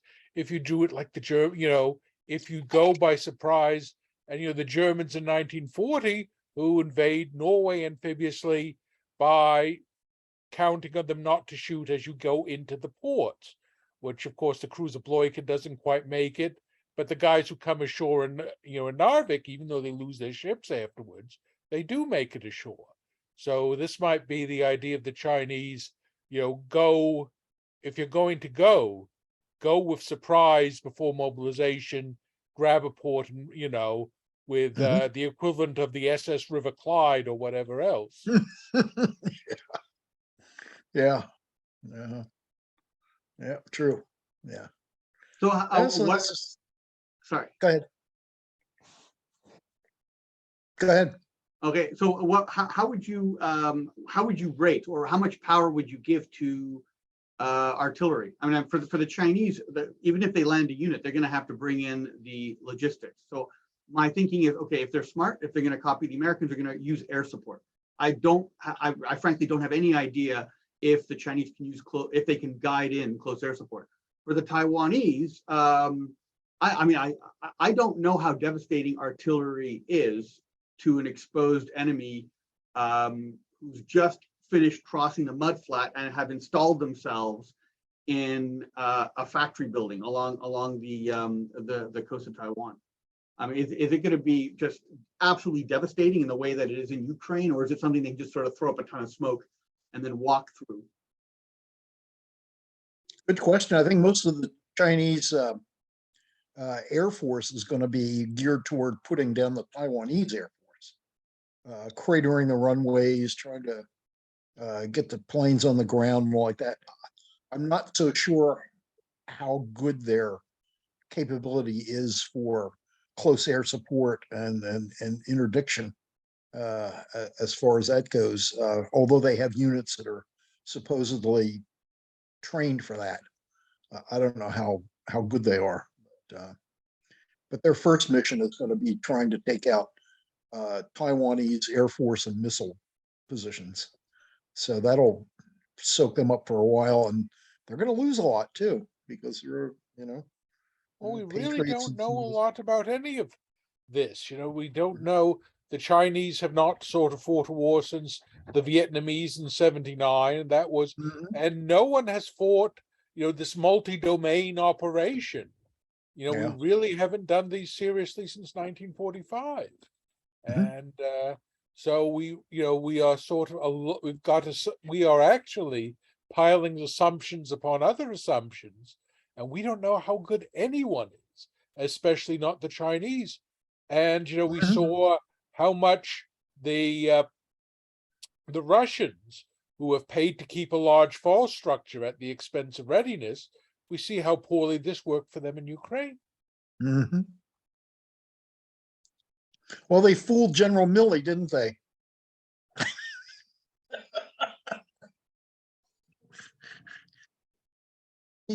he got taken on that one. Oh, they're going to fall apart in 4 days. Well, I think they fooled everybody in the West. It wasn't just General Milley. It was most analysts were saying, and I mentioned this before. I think it's part of it is the hangover from Afghanistan. We've kind of gotten used to armies that we put a lot of material into and training and everything, and then when push comes to shove, they fold. And since they fold, I think most people drew the same conclusion from 2014 that Putin drew, which is the Ukrainian army is going to fold.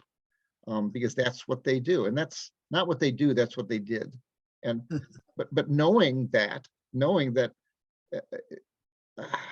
that's tough. And the worst thing you can do is say, "Oh yeah, they're going to hold forever." You don't want to get unrealistic expectations up either. So, well, that's it. I have a lot of sympathy for people that got that call wrong. Yeah, but again, it came this: what if Zelensky had accepted the ride out and taken his bank account with him? What if Zelensky had gotten killed? One of those assassination attempts had worked. Yeah. What if the 4th Rapid Response Brigade wasn't on the airfield right outside of Kiev when the air assault came in and wrecked it? Yeah, you're right.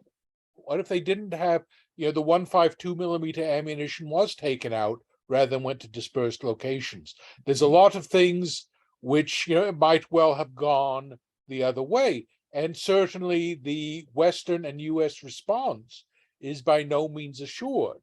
And perhaps with our Taiwan game, we may, since we don't have the military detail, we may want to look at things like that, rather than doing like the guys who do, we all have American Revolution games where, if you get a victory of this, that's Saratoga and the French come in and you can win. But rather than just having these sort of tripwires, a more multiplayer, more different alternatives. Mm-hmm. So may I develop that further? How, the Ukrainians were predicted not to fight. A year ago, I watched a series made by a Ukrainian. It was 20 hours long. It was 21-hour episodes of the fighting around Donetsk airfield. And I have to say, it was very gritty, and it showed a lot more than what you see now on YouTube or TikTok.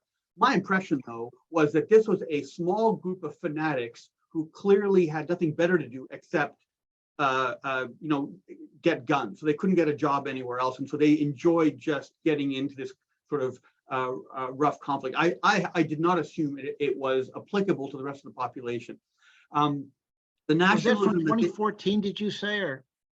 No, it was. Yeah, it was. Mm-hmm. Yeah, I think I'm not sure if you've seen it also, but it was very long, and it was gritty, and they were fighting back and forth over an airfield, and there was a lot of casualties. I haven't seen that, but there are about 3 or 4 Ukrainian units that are kind of famous for having fought really hard in 2014.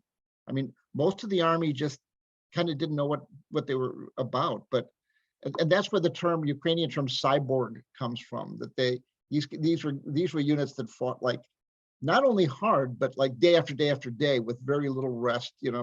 Normally a unit would start coming apart at that point, and so that's why they started calling. And there's like 2 mechanized brigades and a couple other things that they kind of have this unofficial designation cyborg. But yeah, that's certainly the fighting around there is where that comes from. I'd assumed it was isolated. Of course, I was wrong. It seemed that their nationalism was we need to reassert Ukraine's traditional space, regardless of who. The identity issues. We have to and so I thought, well, this seems like just a default thing, but no, they fought well, and it's right now it's the political line that Ukraine is following. I'm looking at Taiwan. Taiwan is a completely open book, completely open society. It's a democracy. They write a lot. I'm assuming we should be able to identify those things that'll tell us that the Taiwanese are going to fight like the Ukrainians. And as I mentioned last time, the week before the conflict started in the Ukraine, I was on YouTube looking at silly people going to the mall saying, we are not going to have a war.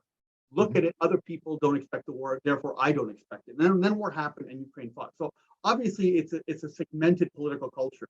There are those who think about defending Ukraine, and then probably the majority of the population wasn't thinking about it. But there was a space for them to go into, and someone thought about mobilizing them. Taiwan, I think, in some ways is better prepared than Ukraine because they have a single enemy that they've been focusing on for 2 generations minimum. They have a large complex of bunkers intended for that purpose, where, of course, Ukraine's bunkers were intended for NATO to defend against a NATO nuclear strike, where the Taiwanese have thousands of bunkers that they're reopening. And so, for me, it's the most important variable. Of course, probably the most important variable are what are the allies going to do? And sort of here we are in the West asking the question, will the US, Canadian, Japanese, Australian governments intervene? And how will they intervene? And we don't even know, right? Mm-hmm. So we know less about ourselves than we know about the Ukrainians. But I think that the second most important question is how the Taiwanese will fight. And that will, like Ukraine, if there's a horse that's going to fight, you can back it. I think if the Ukrainians had fallen back to Western Ukraine, we would have said, you know what, cut the losses, give the Russians east of the Dnieper. But Ukrainians surprised everybody. I'm wondering, can we predict ahead of time how the Taiwanese are going to perform? I think they're Chinese. They don't think they're Chinese. Sorry, just to test our assumption as a sort of a device. How do we think the Japanese are going to fight? I mean, certainly if China goes after Taiwan, they're probably going to do something to Okinawa. It might escalate. The Japanese, they're not there, but from Kyushu, they have airplanes that would probably provide cover. How are the Japanese Air Force, Navy, and Army going to fight? And where I did my graduate school, I had a number of Japanese officers that were sent there to be educated, and they assured me the Japanese Army was terrible. I don't know how to interpret that. I don't know if it's modesty. It would be nice. It would be nice to assume that Taiwanese allies like Japan will fight well, but maybe I'm completely wrong, and the 4 generations that they've had have changed them. Well, you got to consider too, the mainland Chinese are largely a conscript army. What do you think about that? Yeah, certainly. One of the indicators I have for the mainland Chinese is what percentage of the population uses VPN. The people that are in uniform age are breaking the law to get access to outside information, like the Russians are. And so that tells us something that it's not unanimous. You might have seen 3 days ago, in Beijing, someone put up a giant banner condemning Xi Jinping. So there are young people who don't care and older people that are educated. I've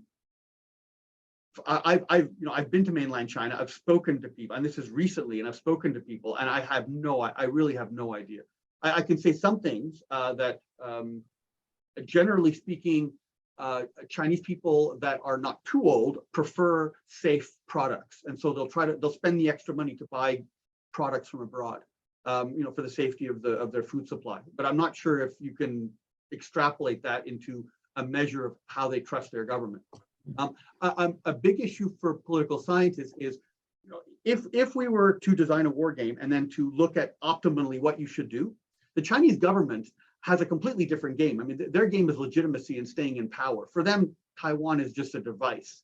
If they capture it and they pull it off, you know what? They're going to have a celebration and probably add 20 years to their party's life expectancy.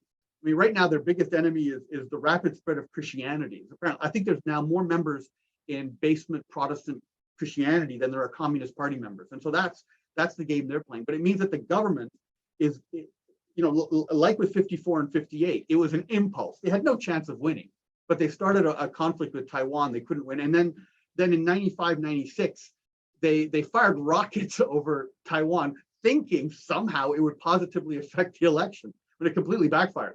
So the people in Beijing, I think Mr. Chadwick, it was you that said it, that when you have someone in charge, they're eventually going to be surrounded by people that agree with the person in charge.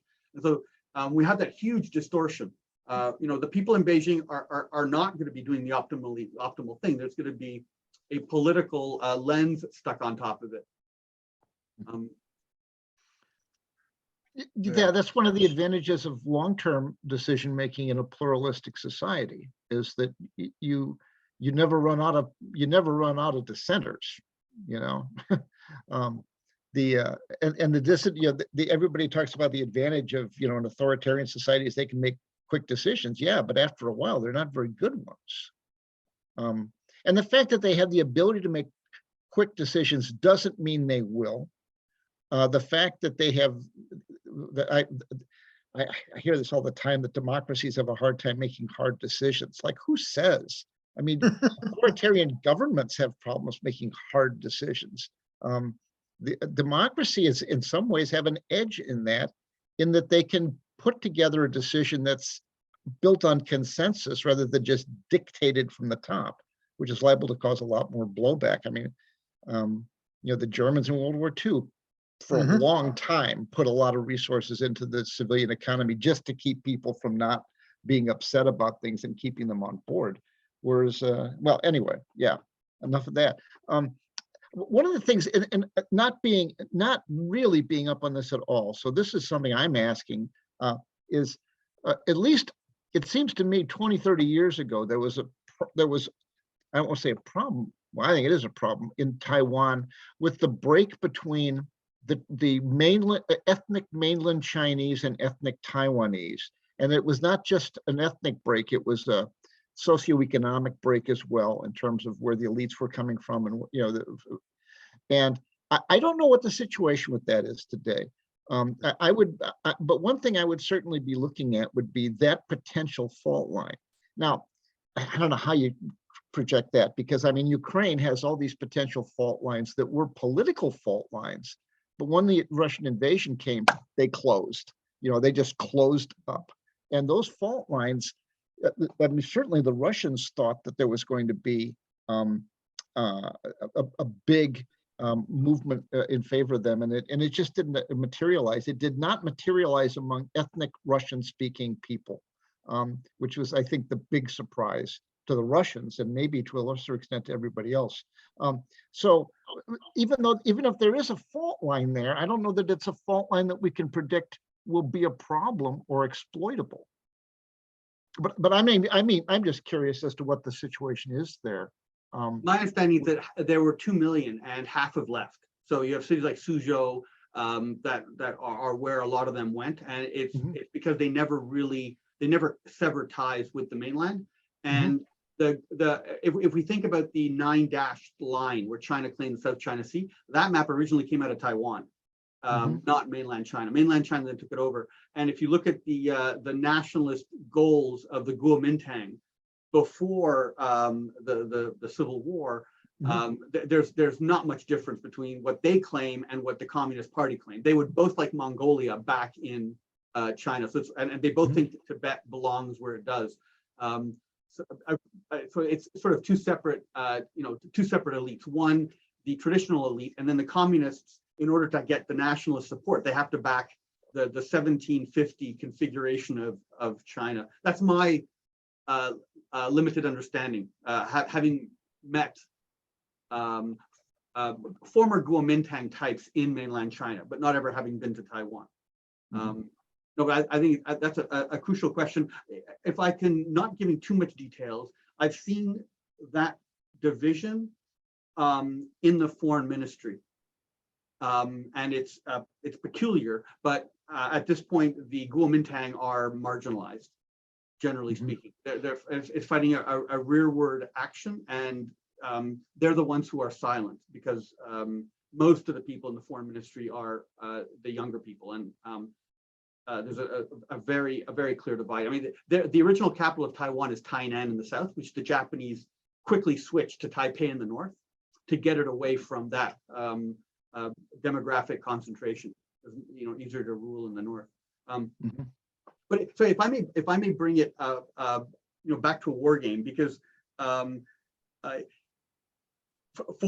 know, again, I'm asking very sort of a basic questions here, but if you have a battalion of Taiwanese and a battalion of mainland Chinese infantry, and they meet off the beach and they're shooting at each other in typical Taiwanese terrain is a lot of light built up areas spread out to the country, interspersed with farm fields, a lot of water obstacles.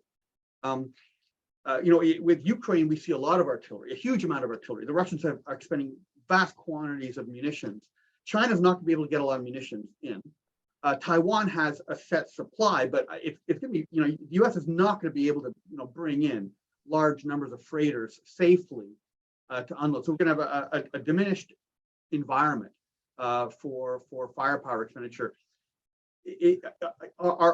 Can we confidently say that the outcome of that battalion on battalion action is going to be similar to what we've already experienced, or are we going to have some changes from sort of the 1980s expectation that we had?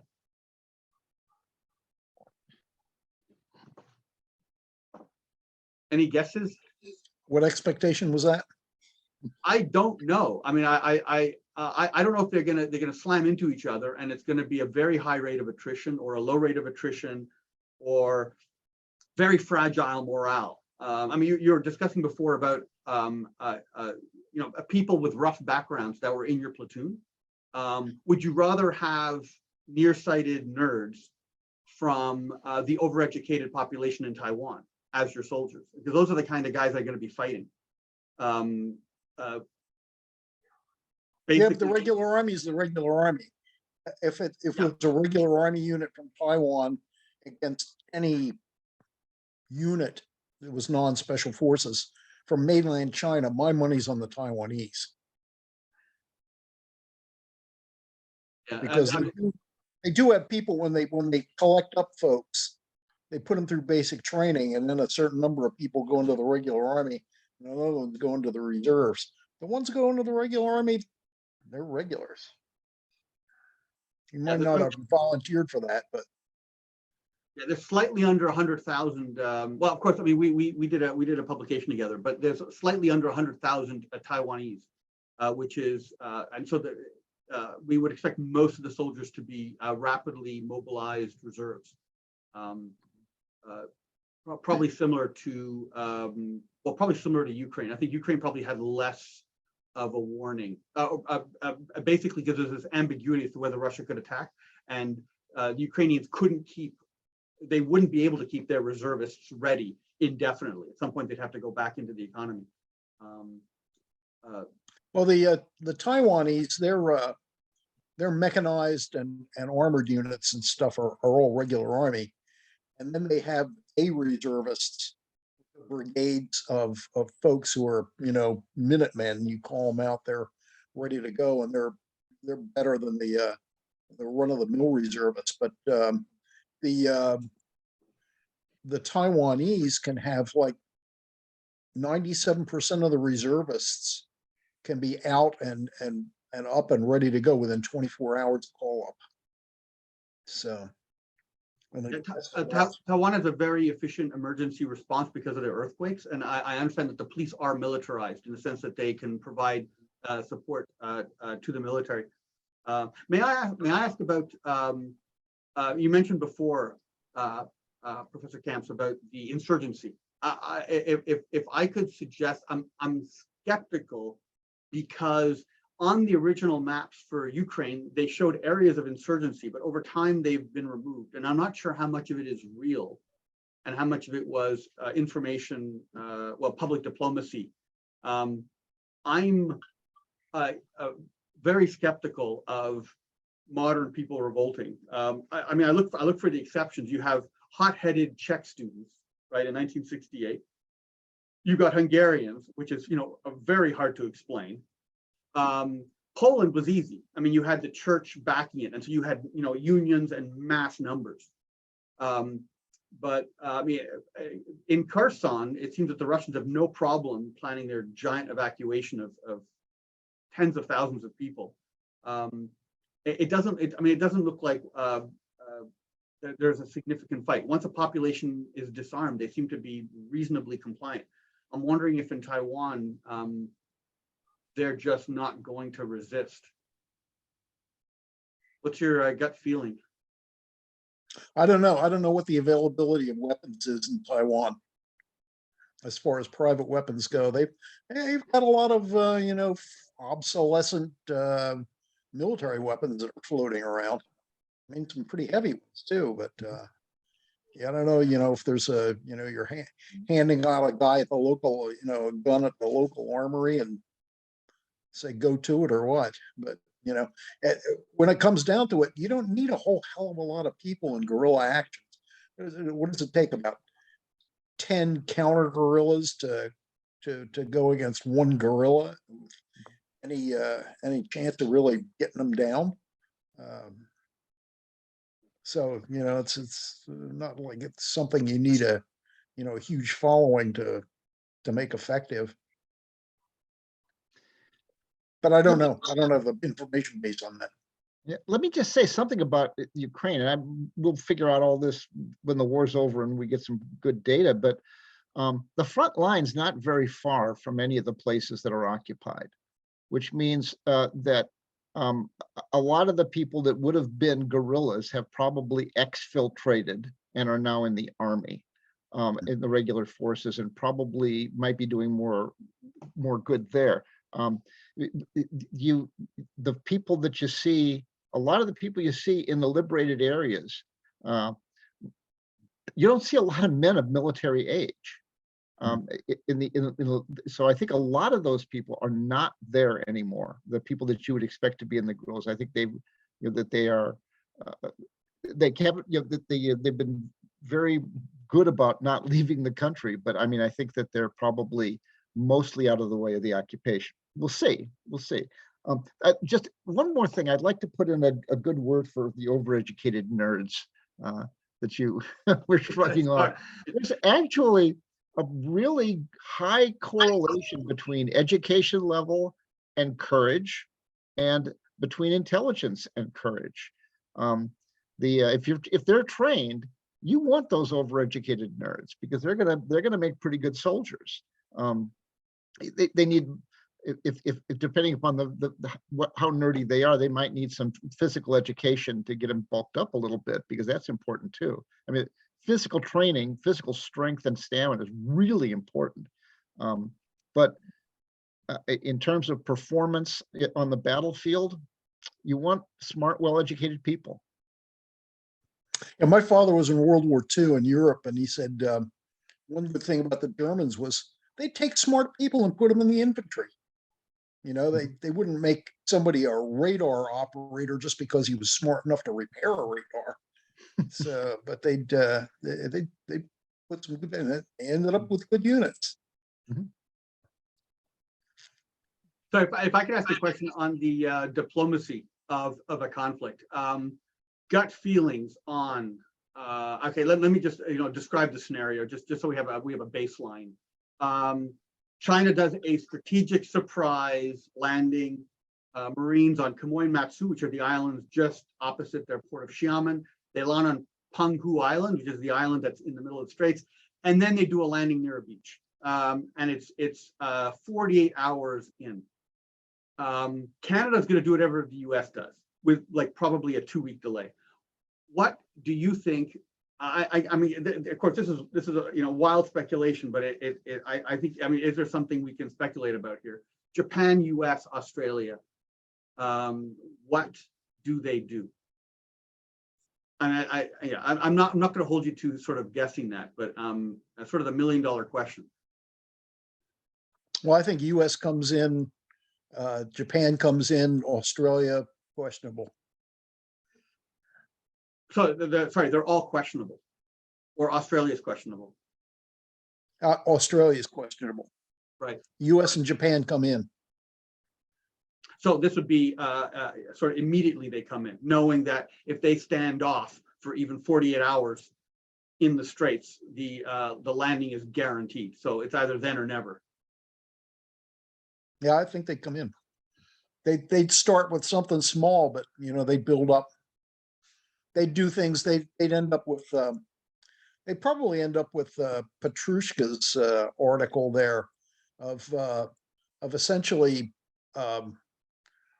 turning China into a place that's quarantined, and they'll run out of fuel, and it's his articles were based on how we got the Japanese in World War II is how we should get the Chinese in World War III.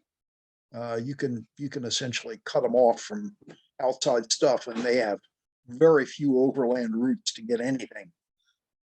Almost all their stuff is seaborne trade, and you can actually cut them off completely. They're actually working pretty hard at changing that situation, though. They're building a series of highways and pipelines to the Middle East and West. They're not finished, but I mean that's a big part of their economic initiative now. Is that but it's not anywhere near what they need. Not anywhere near.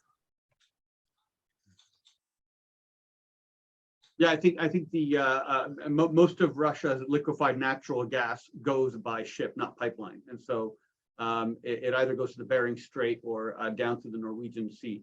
And of course, the pipelines are hyper concentrated, and they do have this idea of somehow getting the oil to Pakistan at their port and then moving it through the Karakoram Highway. But I mean, the Indians have had an Atlantique maritime surveillance aircraft at the Straits of Hormuz for the last 30 years. So I mean, India's not going to let Pakistan be that conduit, and they've been staring at precisely the location where the ships would offload in Pakistan for a very long time.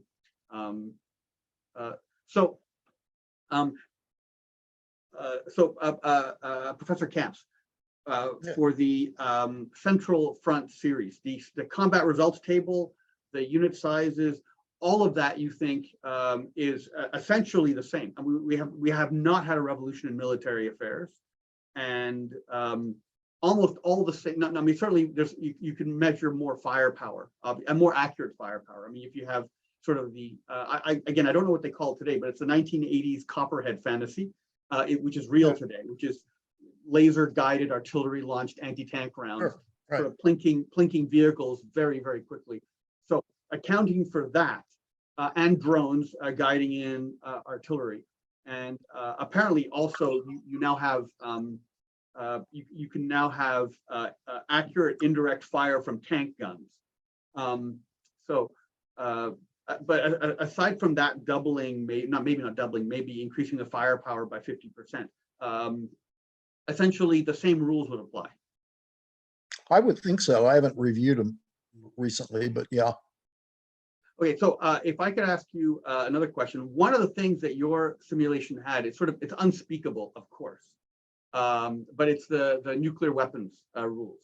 Okay, so obviously in a pedagogical environment where I teach, undergraduates love nuclear weapons. They leap in waves and hit every button they possibly can. Now, inevitably, what happens is it escalates and everyone loses every single time.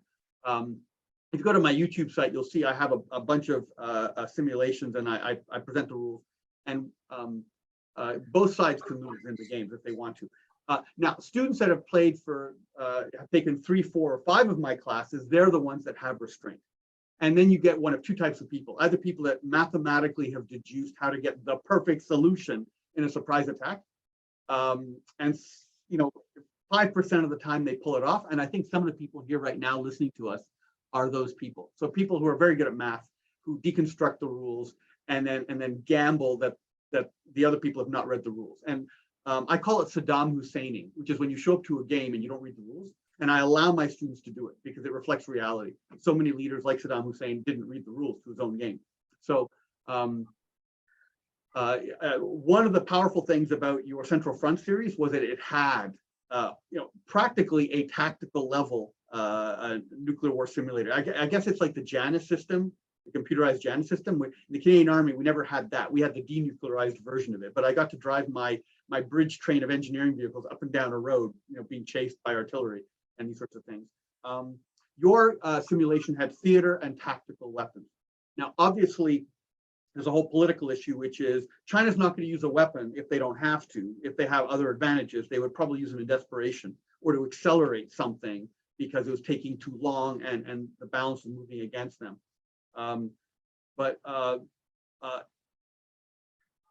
Is there anything you would add to the Central Front with regard to Taiwan?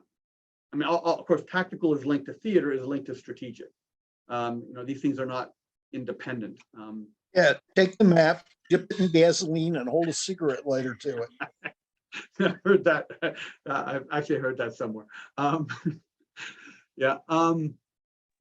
Wasn't that the NATO rule? Ask David Isby about that. He knows a lot more about tactical versus theater nuclear stuff in Central Front era. Yeah, but the question being, what is that's when the people would saying, what is Putin and them thinking? What would a demand for surrender? The demand for surrender, which came before the war, what would happen if that is accompanied by, for example, a nuclear detonation over the Black Sea, on Snake Island, somewhere which is not a major population or troop center? And like I said, but even they are reluctant to break the nuclear taboo. Or the question being, what if you tell if you do that and say the Taiwanese, we're going to start with on these targets in a controlled use, with the Chinese, who do not have a long tactical warfare tradition. They do have accurate ballistic missiles, which are nuclear capable, but we don't know how much of this is just pure speculation. One of the problems is that the Chinese, it would be useless for them to take over Taiwan that was nothing but a smoking hulk. There's a lot of industry and infrastructure and everything else in there, and manufacturing that they want and that they use on a daily basis. And if they destroy a lot of that, they're, you know, the idea of taking Taiwan is useless. Yeah, I mean, I can imagine a scenario where the Communist Party would rather destroy Taiwan than let it remain independent, and don't actually have an economic calculus.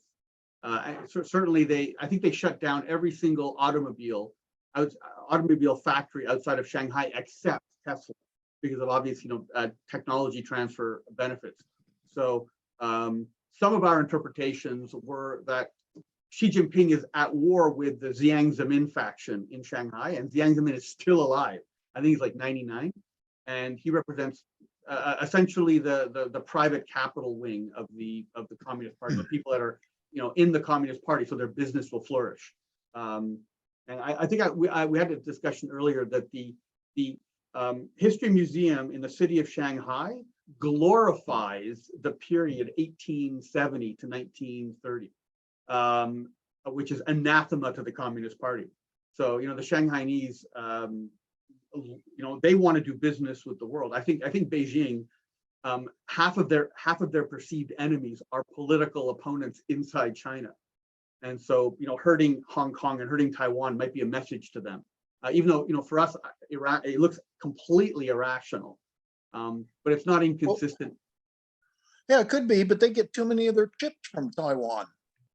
Their production of chips would go way down. Yeah, I know. It would hurt them immeasurably. Yeah, I mean, and we I think Mr. Chadwick spoke last time about the contract that Putin has with his population. I'm not sure that we understand fully what the contract is between the Communist Party and the Chinese people, but I think it's along a similar vein. And I think in some ways the Chinese people are probably more politically engaged, more culturally engaged, and more demanding than the Russian people. And Xi Jinping might have a bit of a shock. I mean, we see what's going on in Iran. It's people's tolerance for sort of parochial approaches to things wear off pretty fast, and then they react pretty dramatically. I don't know what the Tehran regime's plan is to roll this back. I mean, even if they forcibly put a hijab on everyone, they've suddenly changed the nature of the hijab. It's suddenly an instrument of oppression, which is so visible that they're just provoking another revolution. Well, you're talking about you've just been talking about a different game, not one with 4-click hexes in Taiwan, but one which is, in China, and, someone is Deng Xiaoping and another player is the guy in Shanghai, and Taiwan is there, but it's off to the side and part of it, and we can have a war, but we'll discuss it with major options at a fairly high level of abstraction, because we don't have the data anyway. Mm-hmm. Yeah, and I would say this, but let me also say that the danger of judging the likelihood of a war based on whether or not it makes economic sense to wage that war is not a very good gauge of likelihood of wars, because you'd be hard pressed to find a war that makes economic sense, at least in the short run. They're mostly fought for reasons that are, although they're couched in all these, realpolitik pragmatic terms, the ones that actually blossom up and come are very often from very psychological rather than economic reasons. I suspect that I still can't figure out why Putin pulled the trigger on this invasion. I mean, and there's something we don't know, I think, either about his psychology or, I mean, my initial reaction the day he invaded was, I wonder if he got a diagnosis of terminal cancer, and he's on a time a ticking clock, and we don't know that. But if he's immune compromised, that would explain a lot of his weird behavior about keeping people at arm's length. but that seems to have gone away lately. He's touching people again. As the who knows what's going on with that guy? But in the case of China, the points you make in terms of what would push them to do this, even if it didn't make economic sense, was if it was a question of survival, of the political survival of the regime to pull this off somehow. And then kind of all bets are off at that point. But that's I mean, can somebody tell me a war lately that somebody started that made economic sense for them to start? I mean, I have a hard time thinking of any.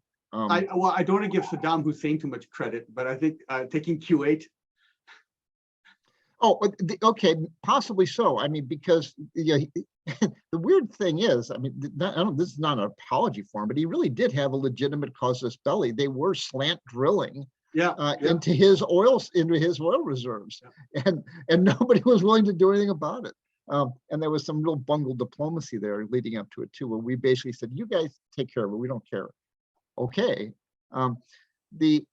But yeah, there was an economic factor there. There was also the one about the other one is the ownership, the offshore economic zones in that area. The way you divide up under international law, how much of those enclosed things is how much shoreline you have. And Iraq has 17 inches of shoreline or something, but there's a huge amount of shoreline involved in Kuwait. So if you actually can incorporate Kuwait, you do get some. So okay, that's a good counterexample of someone who actually, starting the war, if everything went well and nobody reacted badly, would have made economic sense.